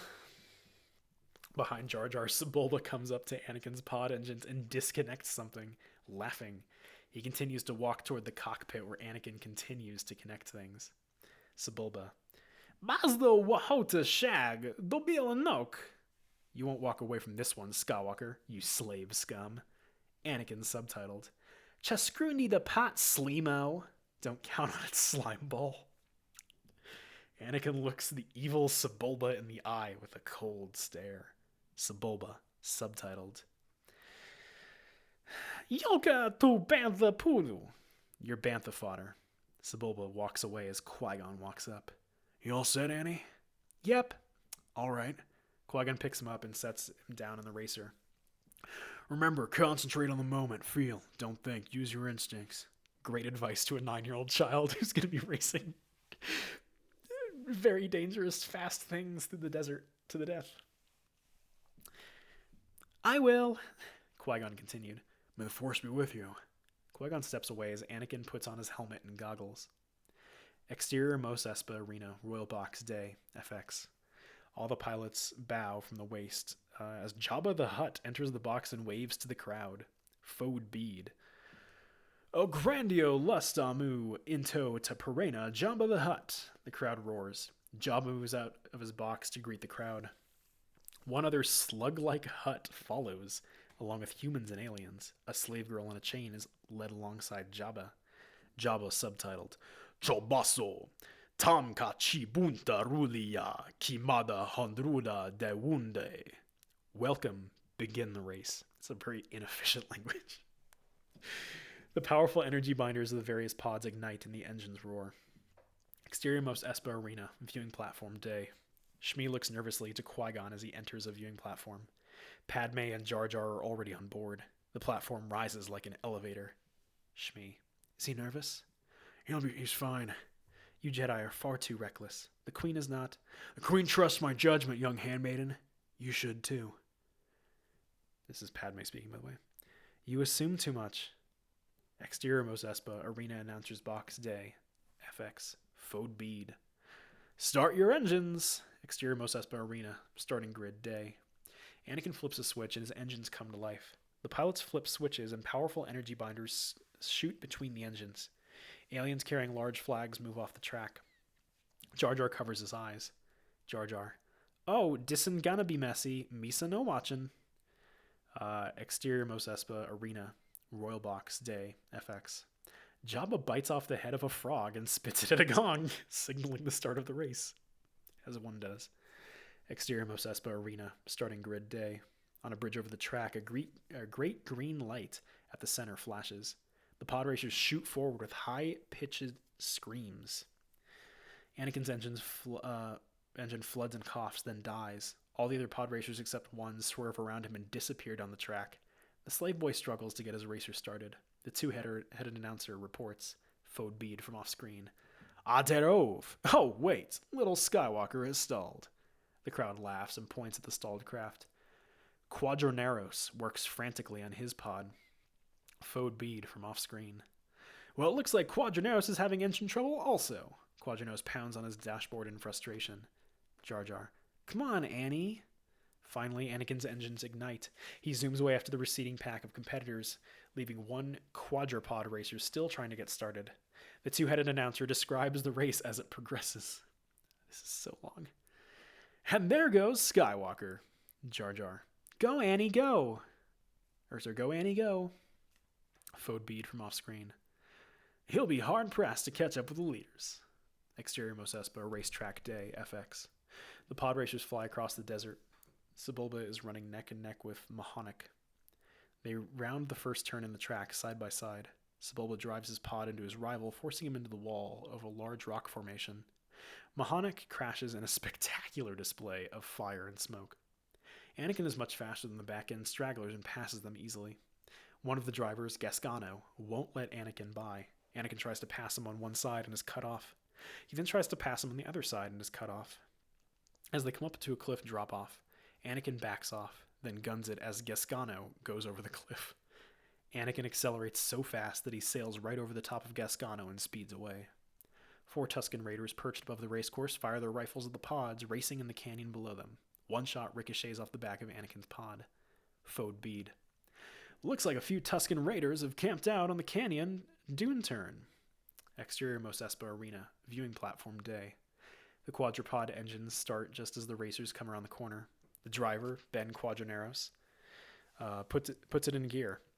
The 4 engines go off in all directions, exploding in a spectacular display. Fode bead. Ooh, there goes Quadranero's power coupling. The pod drops to the ground as Sebulba enters the arena, closely followed by the other racers. Padme, Shmi, Jar Jar, and Qui-Gon watch another screen and look worried. Exterior Mos Espa Arena, viewing platform day. Fode bead from off screen. Sebulba! Kapame Chipsa Wata! The crowd screams. Watto is laughing with his friends, confident in Anakin's defeat. Odie stops in the pits. Oh, that's it, yeah. Droids work on his engines. Dumb 4 stands in front of the engine and is sucked in, causing the engine to die. Dumb 4 is spit out of the back of the engine, very bent up. The engine lets out one final wheeze, then explodes in a puff of smoke. Fode bead off screen. Odie Mandrell, Kuna wa Wundo Dunko. Odie. Droids! Exterior Mos Espa Arena, Royal Box Day, FX. Jabba flicks a rodent off the edge of the balcony. Exterior Mos Espa Arena, pit area, day. R2 down in the pits with Kitster lets out a worried sigh. The driver of the quadrupod looks worried. 3PO. Where is Master Anakin? R2 twitters something in response. Just retweeting all day. Just hitting that Twitter, DMing people. Pretty good time. Exterior Mos Espa Arena, viewing platform day. Qui-Gon sits quietly meditating. Padme and Shmi search the landscape for any sign of the racers. Padme. Look, here he comes. Exterior Mos Espa racetrack day, FX. Sure enough, coming around the bend is Anakin, quickly gaining on the pack. The two-headed announcer describes the action. The crowd goes wild. Fode bead from off screen. It looks like Skywalker is moving up in the field. Anakin continues to gain on the pack. Tension for Shmi and Padme is unbearable. What? One is his mother and one is some lady he met the day before. Both of them very tense right now. A lot at stake. Exterior Mos Espa Arena, pit area, day, FX. Kitster and Wald cheer as Anakin passes. R2 lets out an excited whistle. 3PO. He has to complete 2 more circuits. Oh dear. Lap 2. Sebulba and the pack race past the main arena. The crowd stands and yells at as the pod racers scream off into the distance. Exterior Mos Espa racetrack day, FX. Anakin is powering around corners and over hills and cliffs, passing other racers right and left. Sebulba is in on the lead. He is being challenged by another racer, Zelbri. Sebulba slows a little, and as Zelbri pulls alongside, he opens a side vent on the racer's engine, and the exhaust starts to cut through the alien's engine. The blast cuts along the engine until it finally explodes. Sebulba deftly veers away. Fode bead from off screen. Oh, I don't care what universe you're from, that's gotta hurt. Anakin works his way through a dense mass of racers as they zoom over the dune sea, kicking up dust. His pod shakes violently as he goes over a jump. Tusken Raiders continue to shoot at the pod racers. One of the pod racers, Odie, is hit by a blaster bolt, and the whole thing explodes. It's not put together very well. Exterior Mos Espa Arena, viewing platform day. Qui-Gon, Shmi, Padme, and Jar Jar continue to look for Anakin.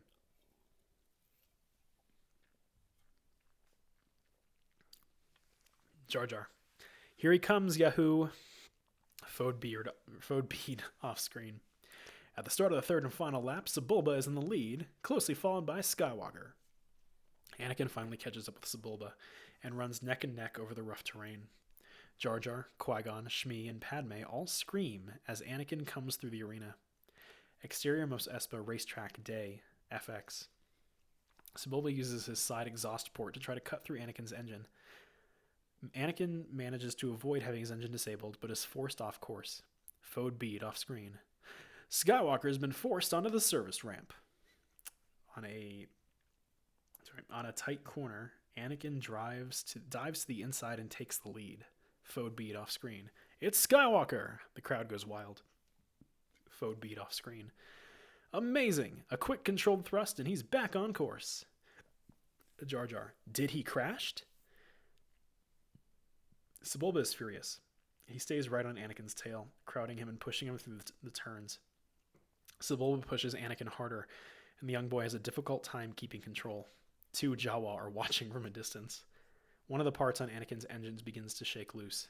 Fode bead off screen. Skywalker's in trouble. Sebulba takes the lead. Anakin sees the problem and switches over to an auxiliary system. While he is trying to accomplish this maneuver, Sebulba races past him. Anakin tries to get around Sebulba to no avail. Every move Anakin makes, Sebulba is able to block. Finally, Anakin fakes a move into the inside as he usually does, then tries to go around Sebulba on the outside. They race side by side down the final stretch of the track. Fode bead off screen. He's catching Sebulba. Inka boonga. Jar Jar. Careful, Annie. Careful, Annie. Sebulba veers toward Anakin and bangs into his pod. He crashes into Anakin over and over. The young boy struggles to maintain control as the steering rods on the two pods become hooked together. Sebulba laughs at Anakin. Fode bead off screen. That little human being is out of his mind. Punda ta punda. They're side by side. Bongo to bongo. As they head for the final stretch, Anakin fights to unlock the steering rods by trying to pull away from Sebulba. The strain on the steering rod is tremendous. The release of the tension sends Sebulba into a spin as he crashes. One engine explodes, then the other. Sebulba skids and slides into a smoking stop. He slams his fist against the pod in disgust. Sebulba. Poodoo. Anakin flies by as the crowd stands cheering. Qui-Gon, Shmi, and Padme smile. Jar Jar gets excited. Wald and Kitster, I know Wald was there, jump up and down in excitement. R2 whistles hysterically. 3PO. I can't believe it. Anakin races over the finish line, the winner. Interior Mos Espa Arena Announcers Box Day, FX. The two-headed announcer excitedly calls the finish. Fode bead. The crowds are going nuts. Oh, ha ha ha.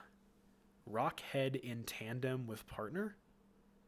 Oh, they do that little, like, groovy... Yeah, they do that. I forgot that happened. I'm relearning this movie without the visuals. I've never really paid attention to the script.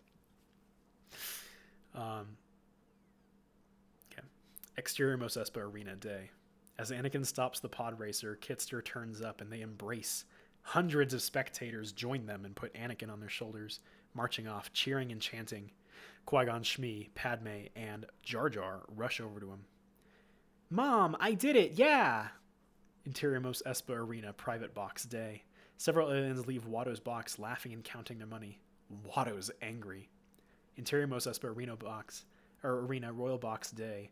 Jabba sits asleep in his box. His Twi'lek Majordomo? Taps him on the shoulder, letting him know the race is over. Why does he hold these if they're so boring to him? What? God. Exterior Mos Espa Arena Main Hangar Day. The main hangar is almost deserted as racers depart. Interior Mos Espa Arena Main Hangar Day. Jar Jar picks up Anakin, giving him a great hug. Great job, Annie. Then Padme gives him a hug. Padme. We owe you everything, Annie. Then Shmi gives him a kiss. It's so wonderful, Annie. You have brought hope to those who have none. I'm so very proud of you. Anakin. Ah! Interior Mos Espa Arena Private Box Day. Watto sees Qui-Gon standing in the doorway. Hey, you swindled me. You knew the boy was going to win. Somehow you knew it. I lost everything. Watto flies up to Qui-Gon and puts his face right up against Qui-Gon's. Qui-Gon simply smiles. Whenever you gamble... I actually did a Qui-Gon voice. My apologies. Whenever you gamble, my friend, eventually you'll lose. Bring the parts to the main hangar. I'll come by your shop later so we can release the boy. You can't have him. It wasn't a fair bet. Would you like to discuss it with the Hutts? I'm sure they can help settle this. Take him. Qui-Gon nods and starts to leave. Exterior Tatooine Desert, Naboo spacecraft today. R2 cruises ahead of Qui-Gon and Padme, who are riding one of the Eopies. Jar Jar rides the other. They stop in front of the sleek Naboo spacecraft. Obi-Wan comes out of the ship and joins them. Well, we have all the essential parts we need. I'm gonna go back. Some unfinished business. Won't be long. Obi-Wan, why do I sense we've picked up another pathetic life form? That's so... Oof. It's the boy who's responsible for getting those parts. Get this hyperdrive generator installed. Yes, Master. Shouldn't take long. Qui-Gon turns and rides back to town on his Eopie. Exterior Tatooine Street, slave quarters day. Farther down the street, Qui-Gon and Anakin head toward Anakin's hovel. Qui-Gon takes a handful of credits from beneath his poncho and hands them to the boy. Qui-Gon, Hi. Anakin, suddenly beaming. Yes! Interior Anakin's hovel, main room day. Shmi is cleaning up as Anakin bursts through the door, followed by Qui-Gon. Mom, he sold the pod. Look at all the money we have. Anakin pulls a bag of coins out of his pocket. Oh my goodness, that's wonderful, Annie. And Anakin has been freed. What? You're no longer a slave. Did you hear that? Well, now you can make your dreams come true, Annie. You're free. Turns to Qui-Gon. Will you take him with you? Is he to become a Jedi? Yes. Our meeting was not a coincidence. Nothing happens by accident. This is coming from somebody who has like a chronic gambling addiction. Sure. I guess that's how you justify it. You mean I get to come with you to the starship? Qui-Gon kneels down to the boy. Anakin, training to become a Jedi is not an easy challenge, and if you succeed, it's a hard life. But I want to go. It's what I've always dreamed of doing. Can I go, Mom? Anakin, this path has been placed for you. The choice is yours alone. Anakin thinks a bit as he looks at his mother. I want to do it. Then pack your things. We have much time. Yippee! Anakin hugs his mom and starts to the other room, then stops. Anakin has realized something. Continued. What about Mom? Is she freed too? I tried to free your mother, Annie, but Watto wouldn't have it. You're coming, aren't you, Mom? Son, my place is here. My future is here. It is time to let you go. I don't want things to change. Dialogue. But you can't stop change any more than you can stop the suns from setting. Now, hurry. Anakin and Shmi hug. Anakin runs into the other room. Shmi continued. Thank you. I'll watch after him. You have my word. Will you be all right? Interior Anakin's hovel, bedroom day. Anakin hurries to throw the last of his things into his backpack. He walks over and pushes the button on the droid to wake him up. 3PO stares at him blankly. 3PO. Oh. Hello, Master Anakin. Well, 3PO, I'm free and I'm going away. In a starship. Master Annie, you are my maker and I wish you well. However, I should prefer it if I were a little more completed. I'm sorry I wasn't able to finish you, 3PO. Give you coverings and all. I'm going to miss working on you. You've been a great pal. I'll make sure Mom doesn't sell you or anything. 3PO stares at Anakin as he rushes out of the room. Sell me? Bye. Exterior Mos Espa Street, slave quarters day. Qui-Gon and Anakin exit the hovel. Shmi stands in the doorway. Qui-Gon and Anakin start to walk down the street. Then Anakin stops to look back at his mother standing in the doorway. He turns back to Qui-Gon and then turns and runs back to his mother. Shmi hugs Anakin. Qui-Gon watches from the distance. She kneels down and looks him in the face. Anakin, starting to cry. I can't do it, Mom. I just can't do it. Annie, will I ever see you again? What does your heart tell you? I hope so. Yes, I guess. Then we will see each other again. I will come back and free you, Mom. I promise. Now be brave and don't look back. Don't look back. Shmi hugs Anakin, then turns around so he's facing Qui-Gon, and off he marches. Like the brave little trooper that he is.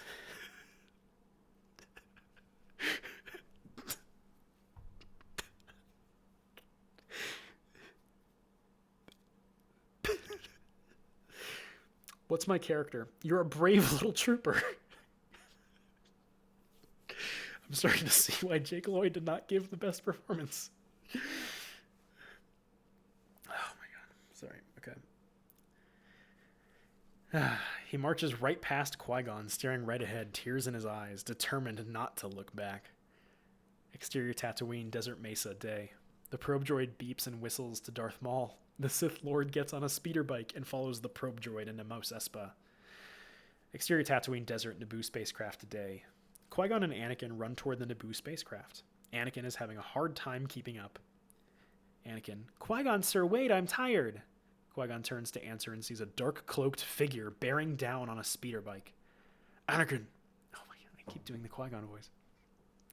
Anakin, drop.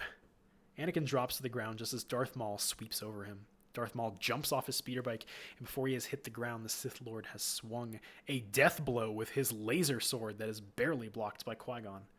Anakin picks himself up. The two galactic warriors, Sith and Jedi, are bashing each other with incredible blows. They move in a continual cloud of dust, smashing everything around them. There's nothing around. They're like, it's in the desert. It's fine. This is a fierce fight. Anakin gets up, bewildered by the confrontation. By the way, Anakin, here's your future as a Jedi. This dangerous assassination's happening at any given time. Good luck. Still don't want to stay behind, turn back. Qui-Gon continued. Annie, tell him to take off. Qui-Gon struggles to fend off the relentless onslaught as Anakin races to the ship. Interior Naboo spacecraft cockpit. Captain Panaka, Anakin, and Padme rush into the cockpit, where Obi-Wan and Rick Oley are checking out the hyperdrive. Captain Panaka, Qui-Gon's in trouble. Obi-Wan, take off, over there, fly now. In the distance is a small cloud of dust.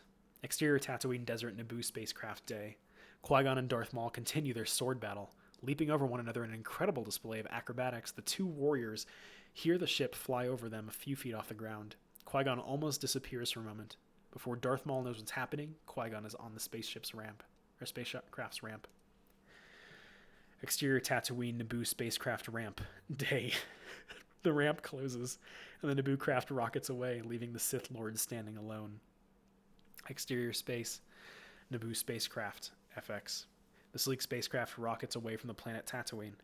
Interior Naboo spacecraft hallway. Anakin and Obi-Wan rush into the hallway to find Qui-Gon collapsed on the floor opposite the entry. R2 is looking over him. The Jedi is breathing hard, wet with sweat and covered in dirt. Anakin and Obi-Wan come through the door. Are you all right? I think so. Obi-Wan. What was it? I'm not sure, but he's well trained in the Jedi art. My guess is he was after the Queen. Are we going to go do something about it? Obi-Wan and Anakin, or gives Anakin a "Who are you?" look. Again, best character in this series, of this trilogy, Obi-Wan, asking the important questions. Anakin returns an innocent stare. We will be patient. Anakin Skywalker, meet Obi-Wan Kenobi. Hi, you're a Jedi too. Pleased to meet you. Obi-Wan and Qui-Gon look at each other. They realize the mistake they made. Exterior space, Naboo spacecraft, FX. The ship flies away from Tatooine. Exterior Theed, night, FX. The palace can be seen in the distance. Interior Naboo palace throne room, Theed, night. Newt sits in a strange mechanical walking chair, which moves beside Sio Bibble. Doesn't happen in the movie. A group of armed guard droids march behind them. Your queen is lost, your people are starving, and you, Governor, are going to die much sooner than your people, I'm afraid. Bibble. This invasion will gain you nothing. You're a democracy. The people have decided. Take him away. Bibble is taken away as 9 approaches Newt. My troops are in position to begin searching the swamps in these rumored underwater villages. They will not stay hidden for long. Interior Naboo spacecraft main area. The ship is asleep. Metaphorically. The lights are dim as Padme walks into the main room. She goes to a monitor and watches the Bibble plea recording. Jar Jar is stretched out in a chair snoring. R2 is to one side cooing as he rests. Like a pigeon? Like, what? Padme appears tired. She senses someone watching her and turns around with a start. She sees Anakin sitting in the corner, shivering and looking very dejected. Padme. Are you all right? It's very cold. She goes over to him. He looks up at her with tears in his eyes. He's holding his arms to keep himself warm. Padme gives him her overjacket. You come from a warm planet, Annie. A little too warm for my taste. Space is cold. You seem sad. The queen is worried. Her people are suffering, dying. She must convince the Senate to intervene. I'm not sure what will happen. Anakin. He pulls something from his pocket. I made this for you, so you'd remember me. I carved it out of Jaipur snippet. It will bring you good fortune. Anakin hands a wooden pendant to Padme and she inspects it, then puts it around her neck. I forgot this happened. Padme. It's beautiful, but I don't need this to remember you by. Many things will change when we reach the capital, Annie. My caring for you will remain. I care for you too, only I... Anakin is disturbed about something. Tears are in his eyes. Miss your mother. Anakin looks at her, unable to speak. She hugs him. Exterior space, planet Coruscant, FX. Move with the ship as it heads toward Coruscant. Interior Coruscant, cityscape, Naboo spacecraft today, FX. The spacecraft flies over the endless cityscapes of Coruscant, the capital of the galaxy. Interior Naboo spacecraft cockpit. Anakin looks out the cockpit window in awe. Rick Oley. Coruscant. The entire planet is one big city. There's Chancellor Valorum's shuttle. And look over there. Senator Palpatine is waiting for us. Interior Naboo spacecraft today, FX. The ship flies through the cityscape of Coruscant. Exterior Coruscant, Senate landing platform day. Supreme Chancellor Valorum, several guards, and Senator Palpatine stand on a landing platform. The sleek Naboo spacecraft lands on the platform high above the street level of the galactic capital. The ramp lowers. Obi-Wan, Qui-Gon, Jar Jar, and Anakin descend the ramp first and bow before Palpatine and Valorum. Captain Panaka, 2 guards, Queen Amidala, then Padme, Rabe, Irrite, they're alive. Still, I forgot about them. And more guards descend the ramp.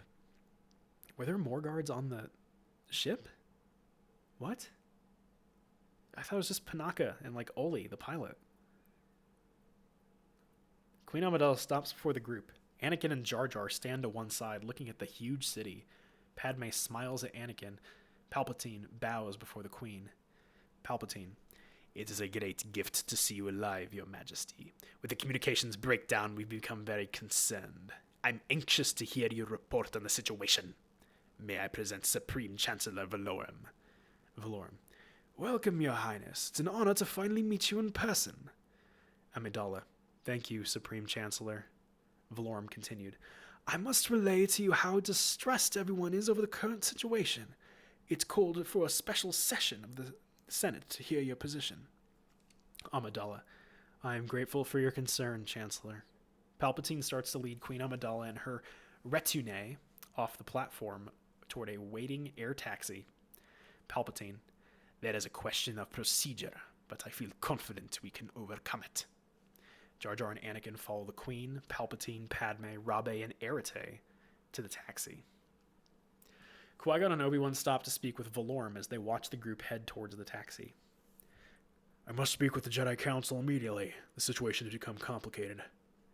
It's Interior Palpatine's quarters, anteroom day. Queen Amidala is sitting listening to Palpatine. Irrite and Rabe stand behind the Queen. Padme is nowhere to be seen. Anakin and Jar Jar are waiting in an adjoining room. They can see the Queen but cannot hear what is being said. Captain Panaka enters, then goes into the room with Queen Amidala. Interior Palpatine's quarters, living area day. Palpatine is pacing as Captain Panaka enters. Irrite and Rabe stand to one side. Palpatine. The Republic is not what it once was. The Senate is full of greedy, squabbling delegates. There is no interest in the common good. I must be frank, Your Majesty. There's little chance the Senate will act on this invasion. Amidala. Chancellor Valorum seems to think there is hope. If I may say so, Your Majesty, the Chancellor has little real power. He is mired by baseless accusations of corruption. The bureaucrats are in charge now. What options have we? Our best choice would be to push for the election of a stronger, supreme Chancellor, one who would take control of the bureaucrats and give us justice. You could call for a vote of no confidence in Chancellor Valorum. He has been our strongest supporter. Our only other choice would be to submit a plea to the courts. The courts take even longer to decide things than the Senate. Our people are dying, Senator. We must do something quickly to stop the Federation. To be realistic, Your Majesty, I think we are going to have to accept Federation control for the time being. That is something I cannot do. Exterior Temple of the Jedi, Day, FX. This is before it was called Jedi Temple, that's right. A unique building with a tall spire stands out against the Coruscant skyline.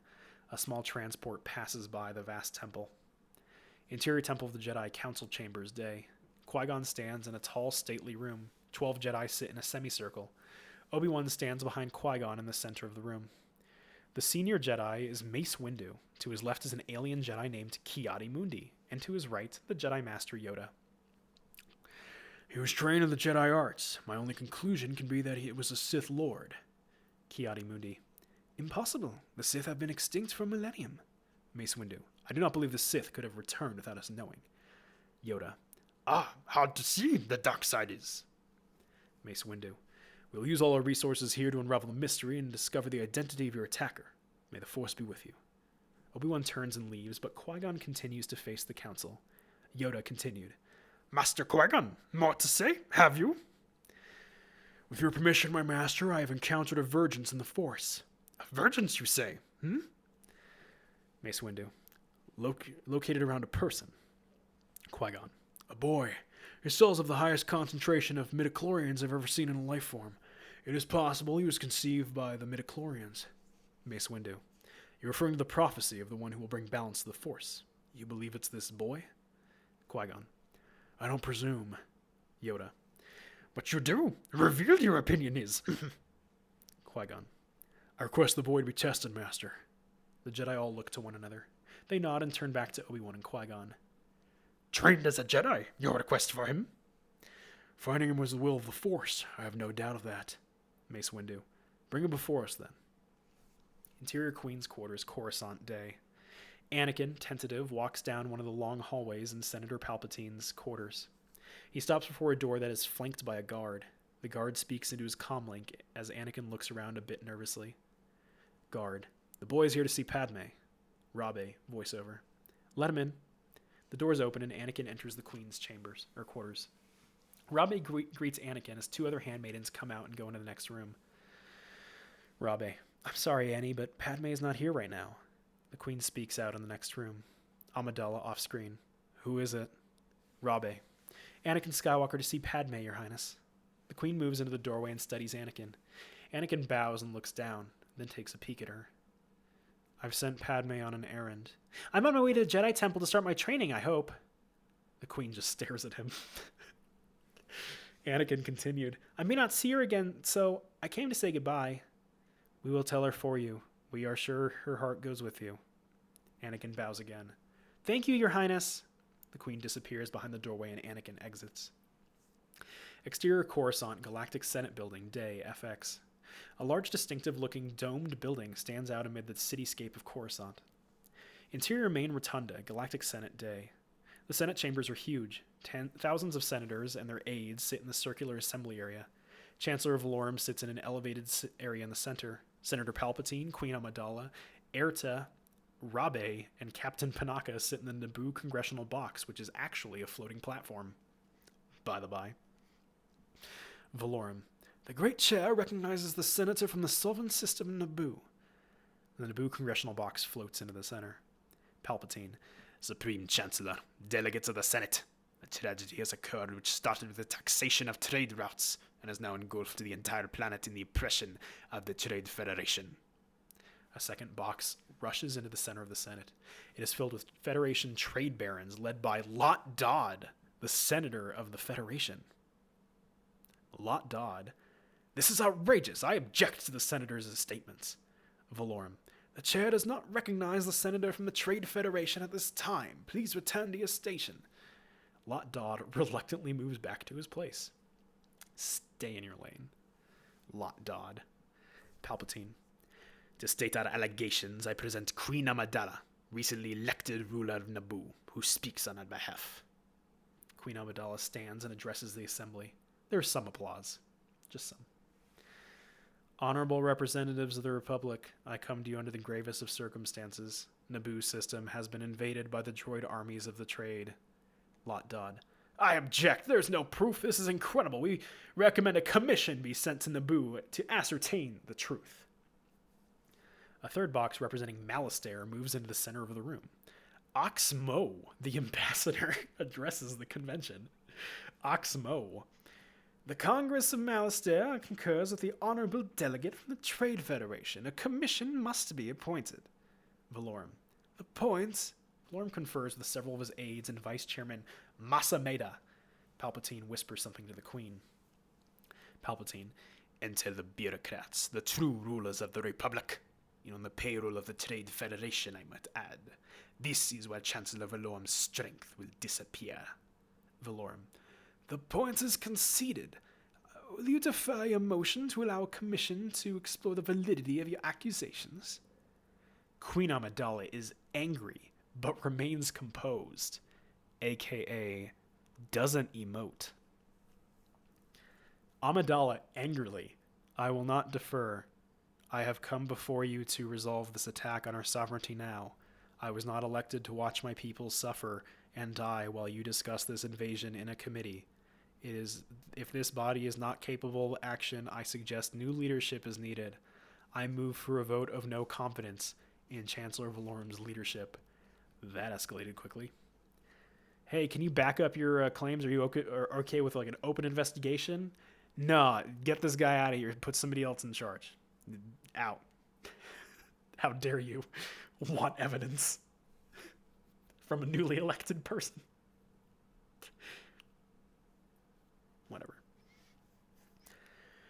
This causes a great stir in the assembly. A loud murmur crescendos into a roar of approval and jeers. Assembly. Vote now, vote now, vote now. Chancellor Valorum is stunned and stands back speechless. His vice chair Masameda takes over. Masameda, order. Yeah, that looks great if you're being voted because you have people lost faith in you and your aide is stepping up to rule. No wonder this guy got overthrown. It's ridiculous. Okay. Order. Things settle down a little. The Federation box settles next to Amidala. Awkward. Palpatine stands next to Amidala. Palpatine. Now they will elect a new chancellor. A strong chancellor, one who will not let our tragedy continue. Exterior Palace of the Jedi, balcony, sunset. Obi-Wan and Qui-Gon stand outside the palace on a balcony.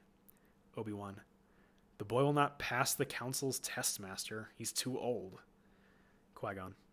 Anakin will become a Jedi. Oh, I keep doing it. Anakin will become a Jedi, I promise you. Do not defy the council, Master. Not again. I shall do what I must, Obi-Wan. If you would just follow the code, you would be on the council. They won't go along with you this time. You still have much to learn, my young apprentice. Interior Palace of the Jedi, Council Chambers, sunset. Anakin stands before the 12 Jedi. Mace Windu holds a small handheld viewing screen. An iPad. In rapid succession, images flash across the screen. Anakin. A ship. A cup. A ship. A speeder. Mace Windu turns the viewing screen off and nods toward Yoda. How feel you? Cold, sir. Afraid, are you? No, sir. No, sir. See through you, we can. Mace Windu. Be mindful of your feelings. Kiadi. Your thoughts dwell on your mother. I miss her. Afraid to lose her, I think. Anakin, a little angry. What's that got to do with anything? Everything. Fear is a path to the dark side. Fear leads to anger. Anger leads to hate. Hate leads to suffering. I sense much fear in you. Interior Palpatine's quarters, sunset. Queen Amidala is standing, staring out the window with Jar Jar. The lights of the city shimmer before them. Arete and Sabe stand near the door. Jar Jar turns to face the queen and sees her sadness. He's not that perceptive. That's... Where did this come from? This dude ate a frog without paying for it? And now he's an empath? Are you serious? Jar Jar. Yusa Tinkin Yusa people gonna die? I don't know. Gungans get pasted too, eh? I hope not. Gungan's no dying without a fight. We sa warriors, we sa got a grand army. Dat why you sa no liking us, methinks. Palpatine and Captain Panaka rush into the room and bow before the Queen. Captain Panaka, Your Highness, Senator Palpatine has been nominated to succeed Valorum as Supreme Chancellor. How? Okay. Palpatine, a surprise to be sure, but a welcome one. Your Majesty, if I am elected, I promise to put an end to corruption. Who else can be nominated? Captain Panaka, Bail Antilles of Alderaan and Aili Team of Malastare. I feel confident our situation, in quotes, will create a strong sympathy vote for us. I will be Chancellor. I fear by the time you have control of the bureaucrats, Senator, there will be nothing left of our people, our way of life. I understand your concerns, Your Majesty. Unfortunately, the Federation has possession of our planet. Senator, this is your arena. I feel I must return to mine. I've decided to go back to Naboo. Go back, but Your Majesty, be realistic. They'll force you to sign the treaty. I will sign no treaty, Senator. My fate will be no different than that of our people. Captain. Your Highness, ready my ship. Please, Your Majesty, stay here, where it's safe. It is clear to me now that the Republic no longer functions. I pray you will bring sanity and compassion back to the Senate. She just came in, disrupted the system, and is going to bounce? Looking at just this dialogue reminds me of how awful it really is. I'm only 3/4 of the way through. This is great. Okay, anyways. Yeah, this is bad. This is terrible. This is awful. Amidala and her retinue exit the room. Palpatine is straight-faced. Interior Temple of the Jedi, Council Chambers, Twilight. Anakin, Obi-Wan, and Qui-Gon stand before the 12 members of the Jedi Council. Ki-Adi-Mundi. He's to be trained then, or the Force is strong with him. He's to be trained then. The council members look to one another. Mace Windu. No, he will not be trained. Anakin is crestfallen and stares at Mace. Mace Windu. He is too old. He is the chosen one. You must see it. Clouded. The boy's future is. I will train him then. I took Anakin as my Padawan learner. Obi-Wan reacts with surprise. Unsurprisingly. Anakin watches with interest. An apprentice you have, Qui-Gon. Impossible to take a second. Mace Windu. The code forbids it. Obi-Wan is ready. I am ready to face the trials. Our own counsel he will keep who is ready. He is headstrong and he has much to learn of the living force, but he is capable. There is little more he can learn from me. Young Skywalker's fate would be decided later. Mace Windu. Now is the time for this. The Senate is voting for a new Supreme Chancellor, and Queen Amidala is returning home, which will put pressure on the Federation and could widen the confrontation. Ki-Adi-Mundi. And draw out the Queen's attacker. Go with the Queen to Naboo and discover the identity of the Dark Warrior. This is the clue we need to unravel the mystery of the Sith. May the Force be with you. Obi-Wan, Qui-Gon, and Anakin bow, then leave. Exterior Coruscant, Senate landing platform, night. Qui-Gon, Obi-Wan, and Anakin stand on the landing platform outside the ship. R2 whistles a happy tune. The wind whips at Anakin as he listens to the Jedi.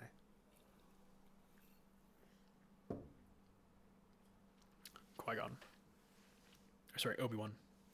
It is not disrespect, Master, it's the truth. From your point of view, the boy is dangerous. They all sense it. Why can't you? His fate is uncertain. He's not dangerous. The Council will decide Anakin's future. That should be enough for you. Now get on board. Obi-Wan reluctantly boards the Naboo spacecraft. Qui-Gon goes over to Anakin, who is standing next to R2. Master Qui-Gon, sir, I don't want to be a problem. You won't be any. I'm not allowed to train you, so, I want you to watch me and be mindful. I'm not allowed to train you, but, watch and learn, kid. I love this. I love Qui-Gon. He's awful. R2 turns and rolls over to the edge of the platform, watching the traffic. What? Qui-Gon continued. Always remember, your focus determines your reality. Stay close to me and you'll be safe. Master, sir, I heard Yoda talking about mighty chlorians. I've been wondering, what are mighty chlorians? Midichlorians are a microscopic life form that reside within all living cells. They live inside of me? In your cells, yes, and we are the symbionts with them. Symbionts? Life forms living together for mutual advantage. Without the midichlorians, life could not exist, and we would have no knowledge of the Force. They continually speak to us, telling us the will of the Force, and when you learn to quiet your mind, you'll hear them speaking to you. I don't understand. With time and training, Annie, you will. You will. 2 taxis pull up, and Captain Panaka, Queen Amidala, and her handmaidens stop before the Jedi. Qui-Gon continued. Your Majesty, it is our pleasure to continue to serve and protect you. Amidala. I welcome your help. Senator Palpatine fears the Federation means to destroy me. I assure you I will not let that happen. Amidala enters the ship, followed by her handmaidens. Jar Jar hugs Qui-Gon and Anakin. Jar Jar. We'sa going home. Come on, R2! They all move onto the ship. The ship takes off. Interior Naboo Palace, throne room of Theed Knight. Newt and Rune they exist. Stand before a hologram of Darth Sidious. Darth Sidious. Is the planet secure? We've taken all of the last pockets of primitive life forms. We are in complete control of the planet now. Good. I will see to it that in the Senate, things stay as they are. I'm sending my apprentice, Darth Maul, to join you. Yes, my lord. Darth Sidious fades off. Rune. A Sith Lord here? Interior space. Naboo spacecraft cockpit. Anakin stand next to the pilot, Rick Oley, pointing to various buttons and gauges. Rick Oley. Those are the forward stabilizers. And those 2 control the pitch? You catch on pretty quick. Interior Naboo spacecraft, Queen's chambers. Sabe and Irate stand behind Queen Amidala as she talks with Qui-Gon and Captain Panaka. Obi-Wan and Jar Jar watch. Captain Panaka, as soon as we land, the Federation will arrest you and force you to sign the treaty. I agree. I'm not sure what you wish to accomplish by this. I will take back what's ours. There are too few of us, Your Highness. We have no army. And I can only protect you. I cannot fight a war for you. Jar Jar Binks. Jar Jar looks around, puzzled. Again. Killing it here with the Jar Jar descriptions. Misa, Your Highness. Yes, I need your help. Interior Naboo cruiser cockpit day. The Naboo cruiser heads toward the lush green planet. There is only one Federation battlecruiser orbiting. Obi-Wan and Captain Panaka spot it on the view screen. Rick Oley. I have one battleship on my scope. Obi-Wan. It's a droid control ship. Panaka. They probably spotted us. Obi-Wan. We haven't much time. Interior Naboo spacecraft main hold. The Queen, Captain Panaka, troops, and handmaidens get ready to disembark as the ship lands deep within the forest. Exterior Naboo swamp day. The Naboo spacecraft has landed in the Gungan swamp. Troops unload the ships in the background as Obi-Wan approaches Qui-Gon. Obi-Wan. Jar Jar's on his way to the Gungan city, Master. Qui-Gon's thoughts were elsewhere.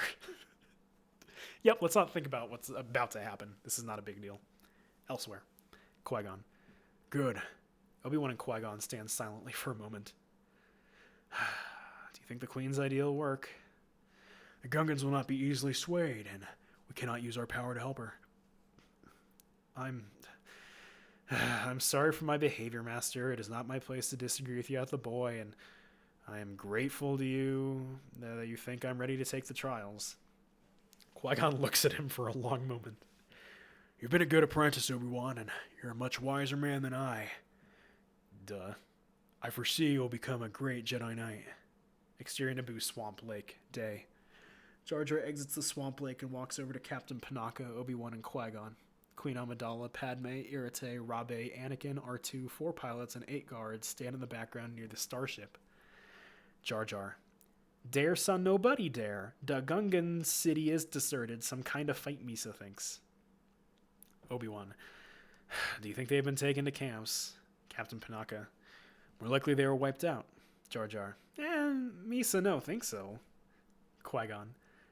You know where they are, Jar Jar? Jar Jar. When in trouble, Gungans go to sacred place. Misa show ya. Come on, Misa show ya. Exterior Naboo Swamp Day. The group follows Jar Jar as he moves through the swamp. Jar Jar stops and sniffs the air. The group stops behind him. Exterior Naboo Sacred Temple Ruins Day. Jar Jar, Queen Amidala, Anakin, R2, Qui-Gon, Obi-Wan, Padme, Rabe, Irrite, and the rest of her group are led through a clearing full of Gungan refugees. At the far end are the ruins of a grand temple with massive carved heads. Boss Nass and several of the council members walk out on top of the three-quarter submerged head. Captain Tarples. You honor, Queen Amidala of the Naboo. Jar Jar. Hello there, you're the big Boss Nass, you honor. Boss Nass. Jar Jar Binks, who would use this and others? Queen Amidala steps forward. Captain Panaka and the Jedi stand behind her. I am Queen Amidala of the Naboo. I come before you in peace. Naboo biggin. Yusa bringin mechaniques. Yusa all bombad. Captain Panaka and half a dozen guards and pilots look around nervously, and the Gungan troops lower their long power poles. The Jedi stay relaxed. Anakin watches everything with great interest.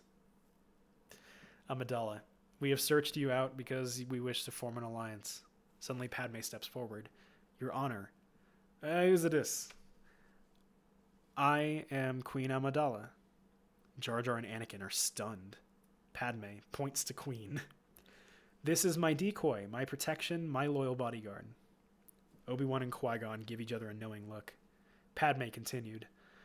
I am sorry for my deception, but it was necessary to protect myself. Although we do not always agree, Your Honor, our two great societies have always lived in peace. The Trade Federation has destroyed all that we have worked so hard to build.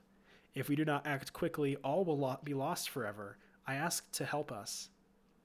Padme drops to her knees before the Gungans. No, I beg you to help us. We are your humble servants. There's a gasp from Captain Panaka, his troops, and the handmaid. Wouldn't the captain of your guard need to know this is not the real queen? That just seems very dangerous. Whatever. Padme continued.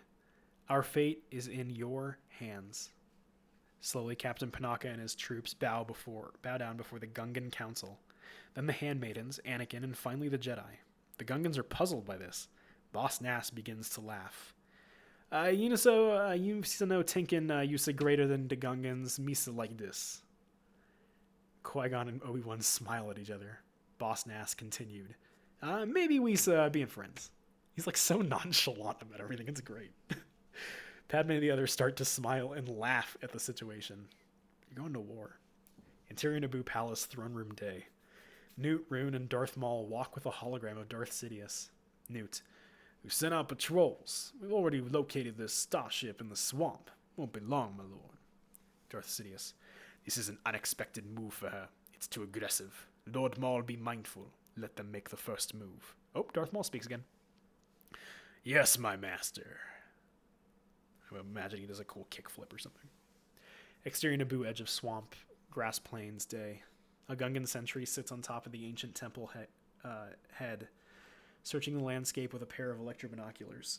He sees something and yells down to Anakin at the foot of the statue. Gungan lookout. Da's a comin'. Anakin. All right. Anakin yells and runs over to Padme and the Jedi, who are discussing a battle plan with 5 Gungan generals. They're here. Good, they made it. That's Padme. 3 speeders pull up to the group. Captain Panaka and a dozen or so guards and pilots pile out and join the group. Boss Nass puts his arm around Jar Jar. Boss Nass. Yusa doing grand. Jar Jar bringing us and a Dabu together.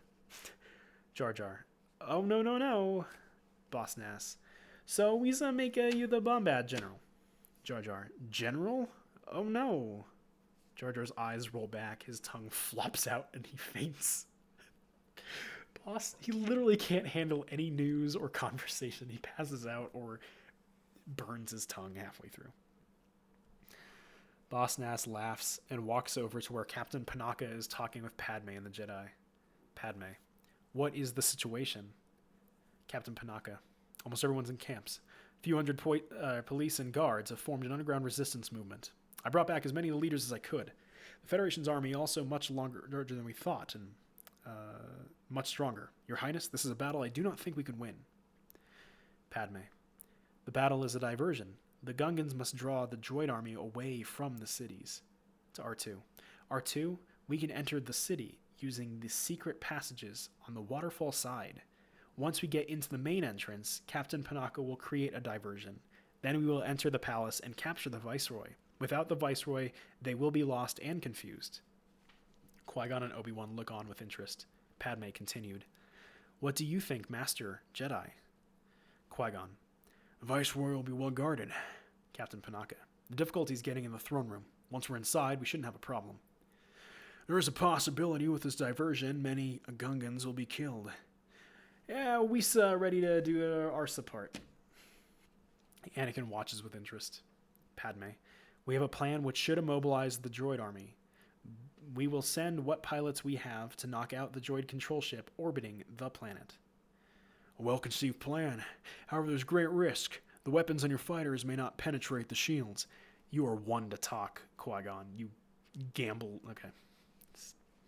We move on. I want to get this over with. Obi-Wan. And there's an even bigger danger. If the Viceroy escapes, Your Highness, you'll return with another droid army. Padme. Well, that is why we must not fail to get the Viceroy. Everything depends on it. Interior Theed Palace, Throne Room Day. Newt, Rune, Darth Maul, 9, and a hologram of Darth Sidious walk through the throne room. Darth Sidious. She is more foolish than I thought. We are sending more troops to meet this army assembling in the swamp. It appears to be made up of primitives. This will work to our advantage. I have your approval to proceed then, my lord. Wipe them out. All of them. Interior Naboo Swamp Lake Day, FX. All is peaceful. Suddenly there is a disturbance in the middle of the lake. A rush of bubbles, then a Gungan soldier riding a Kadu emerges from the fog, followed by several others. Soldiers on huge lizard-like Fambas with large shield generators mounted on their backs follow the marching warriors. The Gungan army heads out of the swamp and onto the rolling grassy hills. Hundreds of Gungan warriors march in long lines toward the horizon. The Gungan General Seal sees the tanks on the ridge and orders a halt. The Gungans are spread out in a large line. Jar Jar is nervous. Oh no. General Seal signals to the shield's operators. General Seal. Halt! Starting up the shield. A red ray shoots out of the generator and blasts into a large dish on the back of a second Famba and spreads like an umbrella over the assembled warriors. Federation tanks move up to the ridge and stop. In the distance, they see the Gungan army waiting for them. Battle droid captain. Pull them forward. Federation tanks fire upon the Gungan army, hitting their shields. Exterior Theed, Central Plaza Day.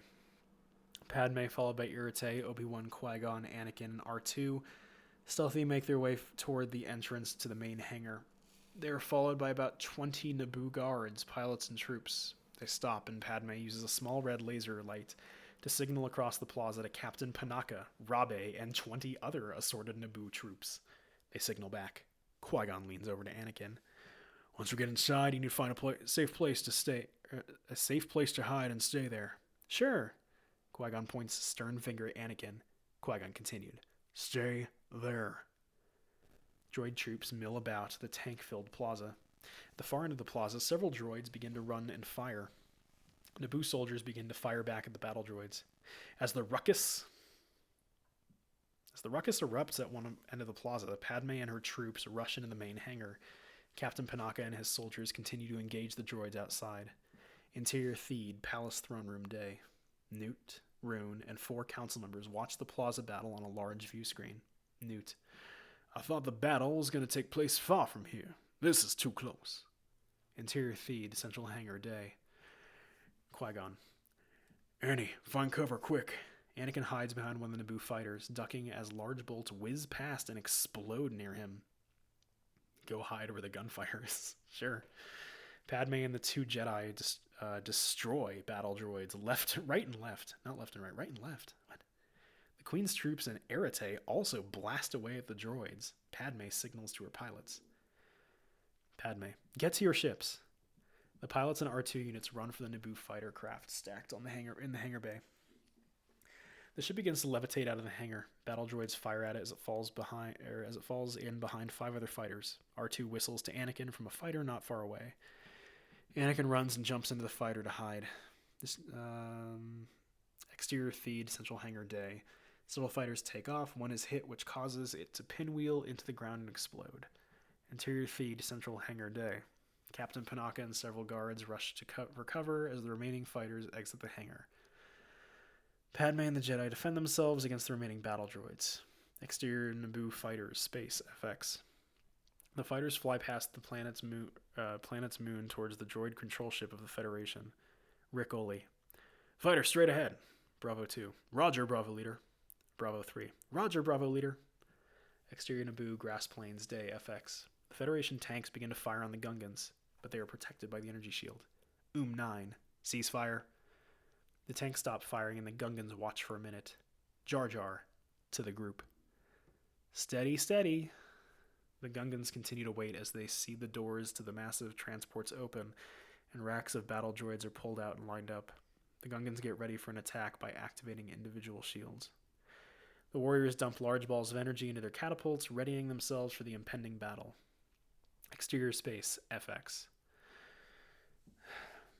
The battle rages on around the droid control ship. Interior Federation battleship control room. Rune. Activate the droids. Tehao. Yes, sir. Tehao presses a switch on her control pad. Exterior Naboo grass plains, day, FX. The battle droids reconfigure into their standing positions. They turn and aim their blasters at the Gungans. Captain Tarples. To Jar Jar. Ouch time. Thousands of droids march toward the Gungans. The droids slowly march through the protective shield and start firing. Captain Tarples. Fire. The Gungans throw their power poles and fling small balls of energy with slingshots toward the droids. The Kadu Jar Jar is mounted on rears up and knocks Jar Jar to the ground. Jar Jar and another Gungan pick up a few energy balls and fling them toward the droids. 9 watches from a tank on a hill overlooking the battle. Interior feed, central hangar day. Captain Panaka, Sabe, and Naboo troops rush into the hangar and overwhelm the few remaining battle droids. Padme, Obi-Wan, and Qui-Gon join forces with Captain Panaka. Padme. My guess is the Viceroy is in the throne room. She looks to Qui-Gon. Captain Panaka. Red group, blue group, everybody this way. They start to head to the exit, on the way passing the fighter where Anakin is hiding. R2 whistles a greeting as Anakin peeps out of the cockpit. Hey, wait for me! Anakin, stay where you are. You'll be safe there. But I... Stay in that cockpit. They head for the exit. As they're about to go through the door, suddenly everyone halts, revealing Darth Maul standing in the doorway. Captain Panaka, Padme, and her troops back away. Qui-Gon and Obi-Wan step forward. Qui-Gon continued. We'll handle this. Padme. We'll take the long way. Darth Maul takes off his hood and the 2 Jedi take off their capes. At the far end of the hangar, 3 wheel droids roll in and transform into their battle position. R2 calls Anakin's attention to the droids. Padme and her troops run for cover as they see the destroyer droids. Anakin. We've got to do something, R2. Darth Maul ignites his laser sword as the Jedi ignite theirs. Both ends of the sword light up. It's really not nearly as good without the visual. It's painful. We're almost done. The Jedi begin to fight the Sith Lord. The droids begin to advance and start firing on Padme and her troops. R2 whistles a reply. Suddenly the ship system go on, and the ship begins to levitate. I'm trying to! I don't know where the trigger is! Anakin pushes a button, and the ship begins to roll toward the droids. Oops, wrong one. Maybe this one. Anakin pulls down on a lever and the hatch closes. No, wait, here it is! He pulls back on it and hits the button. The lasers begin to fire, wiping out all of the destroyer droids. Padme. Let's go. Anakin. It's on automatic pilot. Captain Panaka, Padme, and her troops exit into the palace hallway. The fighter rockets out of the hangar. R2 and Anakin hold on for dear life. I like to imagine the cockpit didn't close. There's no seatbelt. He's just holding on to the seat for dear life.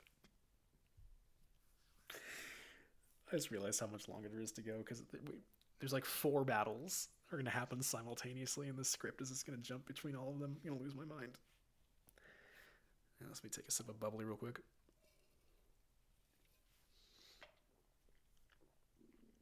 This was a mistake. I shouldn't have done this. But it's too late now. We're like 2.5 hours in. I think 2.5 hours. I don't even know what time it is anymore. Okay. Automatic pilot. Yep. Interior Naboo Starfighter cockpit day. R2 beeps. Try and override it. R2 beeps. Anakin puts on his helmet as the ship continues to speed towards space. Interior Theed Central Hangar Day. The Jedi are engaged in a fierce sword fight with Darth Maul. They have moved into the center of the hangar. The Sith Lord's moves are incredible. He is fighting the two Jedi at once, flipping into the air, outmaneuvering them at every turn. The Sith Lord drives the Jedi out of the hangar and into the power generator area next door. The Sith Lord does a backflip over the chasm, and the Jedi follow in pursuit. Interior Theed Palace Hallway Day. Padme, Captain Panaka, Irate, Sabe, and their troops are trapped in a hallway by battle droids. Padme. We don't have time for this, Captain. Interior Naboo Starfighter cockpit space. A giant dogfight ensues. That was like 3 ships. A giant dogfight ensues. Anakin's fighter flies into space above Naboo. R2 beeps a worried concern. Anakin. Look, there they are. That's what the autopilot is taking us. Anakin's fighter flies toward the Federation battleship. Exterior Naboo grass plains all day. A half-dozen wheel droids roll out toward the battle. They slowly roll through the deflector shields, then transform themselves once they get on the other side. Jar Jar's clumsiness works for him in the battle. He falls off his Kadu and a droid jumps on him. He drops the droid and gets caught up in the droid's wiring, dragging the torso around him. The droid's gun firing randomly, accidentally blasting several droids in one process. Jar Jar is OP, please nerf. The Gungans blast the wheel droids with energy balls. The destroyer droids blast many Gungans. Many. Hundreds. Interior Naboo Starfighter cockpit space. The squadron attacks the space station. Rick Oley. Their deflector shield is too strong. Anakin finds himself in the middle of the space battle. A ship explodes behind him over his left shoulder. This is tense. He looks forward to see any enemy ships approaching head-on. Anakin continued. R2, get us off this autopilot. It's going to get us both killed. R2 screams a reply. Anakin continued. You did it, R2. Anakin flips switches. Anakin continued. Okay, let's go left. He moves the control left and the ship responds, turning left. R2 beeps. Anakin continued. Go back. Qui-Gon told me to stay in this cockpit, and that's what I'm going to do. An enemy fighter comes into his sights. Anakin pushes the controls, and instead of firing, his fighter accelerates past the enemy ship. Now the enemy ship is on his tail. He tries evasive maneuvers. Anakin continued. I'll try spinning. That's a good trick. Anakin rolls the ship as R2 screams desperately. That's a mood right now. Anakin continued. I know we're in trouble. Just hang on. Interior Theed Palace Hallway Day. Captain Panaka blasts a hole in the window. Captain Panaka. Go! They make their way outside of the building onto a ledge about 6 stories above a raging waterfall. Sabe, Irate, and about 20 Naboo soldiers stay in the hallway to hold off the battle droids. Exterior Theed Palace over Waterfall Day. Padme, Captain Panaka, and about 6 other Naboo soldiers are lined up along the edge. They have pulled small attachments out of the pistols and are filing at a ledge about 4 stories above them. Thin cables shoot out of the pistols and are embedded onto the ledge. Padme, Captain Panaka, and others begin to climb up the wall. Once they reach the ledge, they aim their blasters at the window. Interior Theed Palace Hallway to Throne Room. A window in the hallway blasts apart. Padme, Captain Panaka, and her soldiers climb into the hallway. They head for the door to the throne room. Interior Theed Power Generator Pit Day. 3 swords are crossed in an intense display of swordsmanship. The Jedi and the Sith Lord fight their way across the narrow bridge of the Theed Power Generator. The laser sword battle continues on the small catwalk around the vast power pit. Darth Maul kicks Obi-Wan off one of the ramps and he falls several levels. Qui-Gon knocks the Dark Lord off another ramp, and he lands hard on a ramp 2 levels below. Qui-Gon jumps down after him. The Dark Lord backs away along the catwalk into a small door. Qui-Gon follows as Obi-Wan leaps up and runs to join Qui-Gon in battle. Again, much less exciting without the visuals. Interior Theed Power Generator Electron Beam Hallway. Oh, yeah. The Sith Lord, followed by Qui-Gon, enters a long hallway filled with a series of deadly rays that go on and off in pulsing pattern that shoots down the corridor every minute or so. Darth Maul makes it down several walls of deadly rays before they close. Qui-Gon is one wall away from the Dark Lord. Obi-Wan is just starting into it and is 5 walls away from Darth Maul. The Jedi must wait until the next pulse to advance down the corridor. Obi-Wan is impatient and paces, waiting for the wall of rays to open. Qui-Gon sits and meditates. Darth Maul hits the wall with a blade of his laser sword, causing it to short out temporarily. Exterior, Naboo Grass Plains Day. The Gungan army is no match for the destroyer droids. A destroyer droid blasts one of the shield generators, causing it to explode. The protective shield begins to weaken and fall apart. The Gungan general signals a retreat as the tanks enter the battle. The Gungans flee as fast as they can. Jar Jar mutters something in a panic, and he runs to cover under a wagon. Jar Jar, "Dis is nutsin'." The driver of the wagon starts to leave, uncovering Jar Jar. Oh. He attempts to escape on the wagon of energy balls, but only manages to unhitch the back gate, causing all the energy balls to roll out of the wagon down the hill.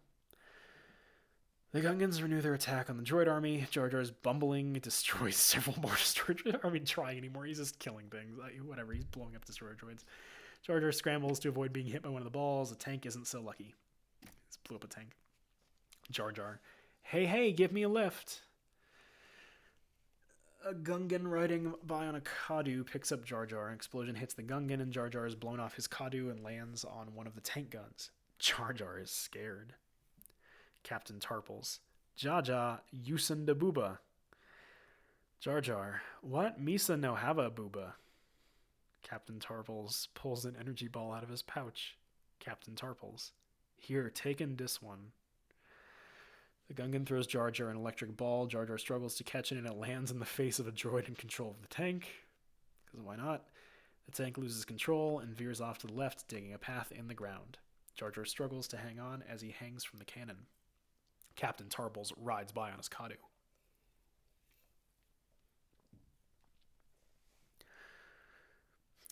Captain Tarples, Jaja, jump, Jaja, jump.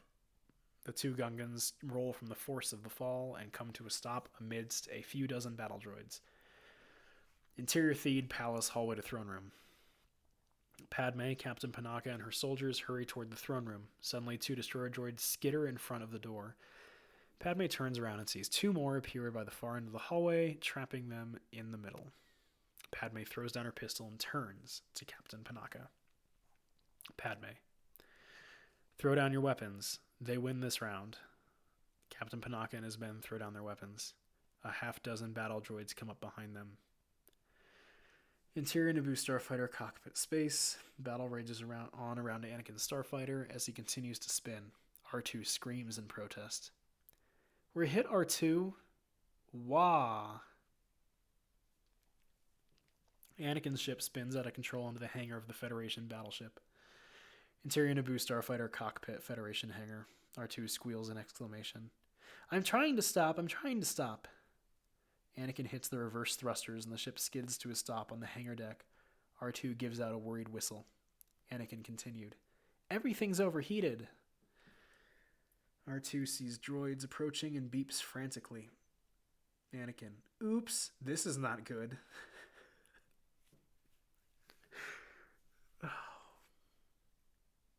You think this isn't good, Anakin? Is that what you think? I'm glad it's not good.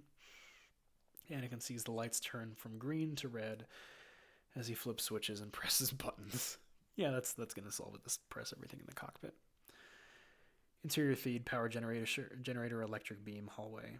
When the wall between Qui-Gon and Darth Maul opens, Qui-Gon is in a split second fighting the Dark Lord with a ferocity not seen before. The wall of the deadly rays turn away, and Obi-Wan starts running toward Qui-Gon and the Dark Lord. They move into the area at the end of the corridor called the Melting Pit. It's just a hole in the ground in the movie. Called the Melting Pit. A small area that is mostly made up of a deep hole. Mostly. It's a deep hole, some benches, some curtains, mostly a deep hole, though. Electron ray gates begin to close. Obi-Wan tries to make it to the melting pit, but is caught one gate short. He slides to a stop just before he hits the deadly electron field. Qui-Gon and Darth Maul battle around the melting pit as a frustrated Obi-Wan watches. Darth Maul catches Qui-Gon off guard. The Sith makes a quick move, bashes his lightsaber handle into Qui-Gon's chin, and runs his lightsaber through his midsection. Qui-Gon slumps to the floor in a heap. Obi-Wan. No. The Sith Lord withdraws his lightsaber and turns and walks toward Obi-Wan, who is still trapped by the electron ray wall. Exterior Naboo, grass plains, day. The Gungans have been overrun. Some flee into the hills, chased by battle droids on staps. Many others are herded into groups by battle droids and destroyer droids. Jar Jar and General Seal are held in a small group with other officers. General Seal. No giving up, General Jaja. We used to think of something. Battle droid captain. Hands up. Jar Jar. My give up, my give up. General Seal covers his eyes in shame, shaking his head.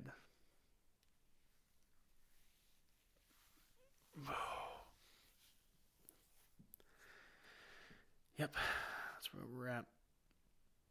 Interior feed, Palace Throne Room day. Padme, Captain Panaka, and 6 other officers are brought by 10 battle droids before Newt and Rune and 4 Nemoidian council members. Your little insurrection is at an end, Your Highness. Time for you to sign the treaty and end this pointless debate in the Senate. Sabe, dressed like the Queen, appears in the doorway with several troops. Several destroyed battle droids can be seen in the distance. Sabe, Viceroy, your occupation here is ended.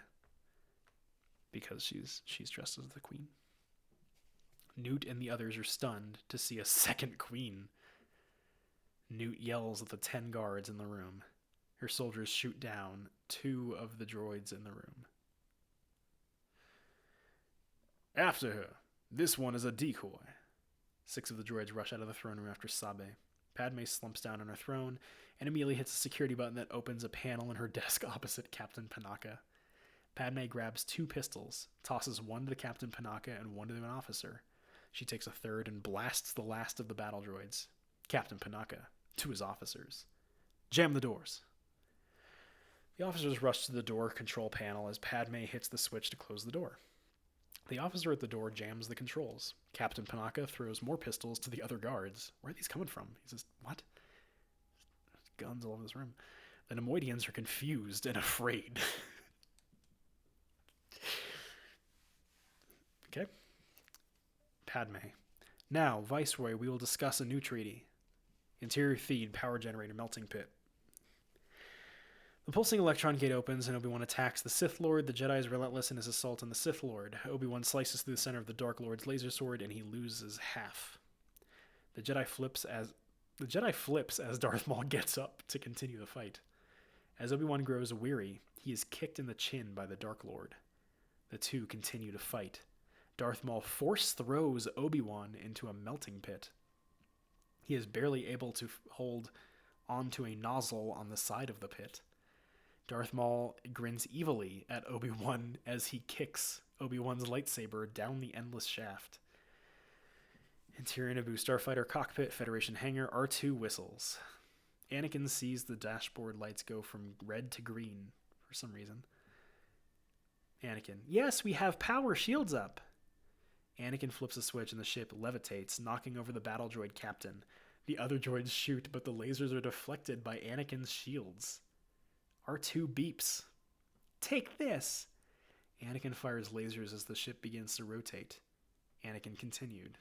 And this! He presses a button and launches 2 torpedoes which miss the droids. Whoa! The 2 torpedoes fly down a hallway and explode inside the reactor room. Oops! Interior Federation battleship bridge. Te-How turns to Captain Dauphine. Te-How. Sir, we're losing power. There seems to be a problem with the main reactor. Dauphine. Impossible. Nothing can get through our shield. Interior Naboo Starfighter cockpit, Federation hangar. Anakin continues to fire, maneuvering the ship towards the exit. Let's get out of here. R2 beeps in agreement.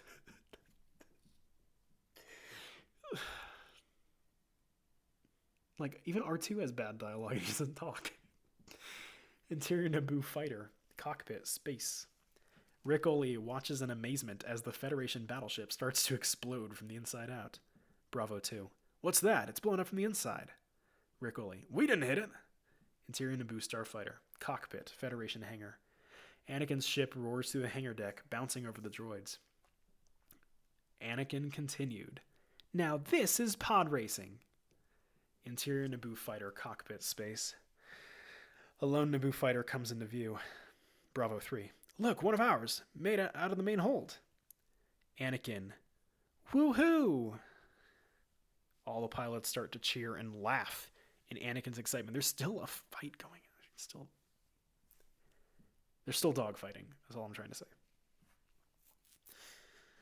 Interior Federation battleship bridge. The bridge explodes as Dauphine and Te Hao look for a way to escape. Exterior Naboo grass plains day. Suddenly, all of the droids begin to shake upside down, run around in circles, then stop. The Gungans carefully move out to inspect the frozen droids. Jar Jar pushes one of the battle droids, and it falls over. Jar Jar. What's they doing? Captain Tarples. The control ship has been destroyed. Look. He pushes one over to show what he means. Jar Jar. Day all broken. The Gungans cheer.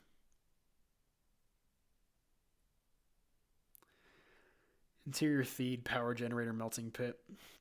The Sith Lord smiles as he goes in for the kill. At the last moment, Obi-Wan jumps out of the pit, calls Qui-Gon's lightsaber to him, throwing Darth Maul off. The young Jedi swings with a vengeance, cutting the Sith down. Darth Maul falls in the melting pit to his death.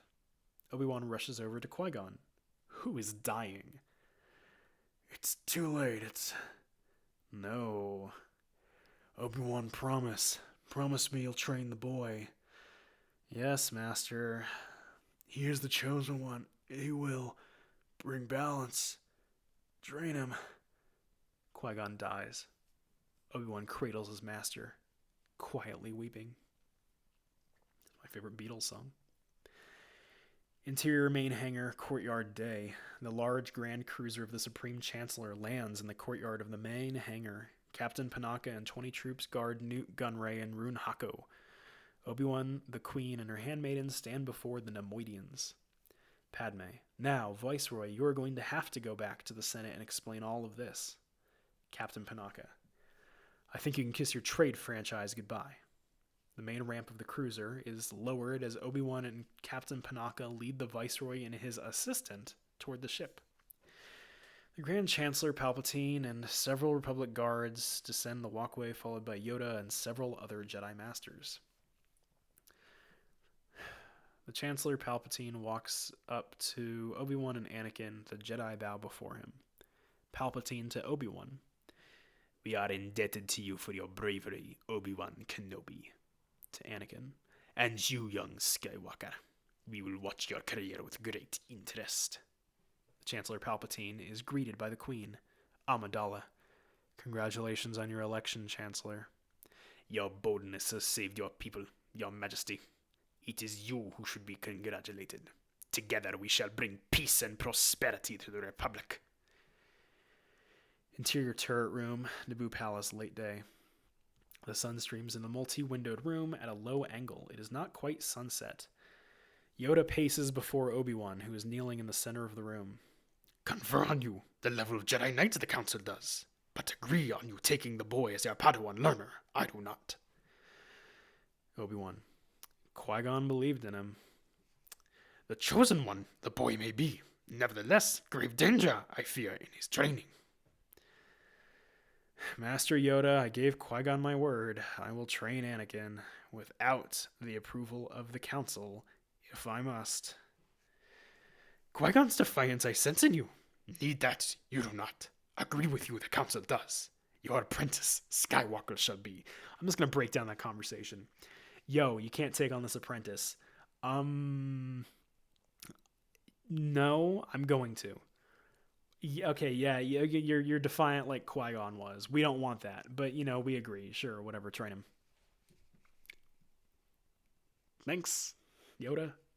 Wise and resolute and steadfast in your ways. Exterior Theed, Central Plaza, Funeral Temple Steps, Sunset. Qui-Gon's body goes up in flames.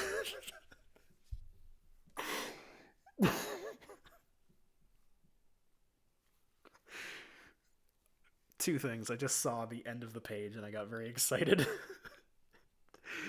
The other thing being just starting off the description with Qui-Gon's body goes up in flames.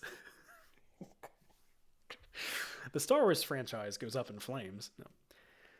Qui-Gon's body goes up in flames as the Jedi Council, the Queen, C.O. Bibble, he's back, Captain Panaka, the Handmaidens, and about 100 Naboo troops, 20 other Jedi, Palpatine, Obi-Wan, standing with Anakin, Jar Jar, Boss Nass, and 20 other Gungan warriors watch.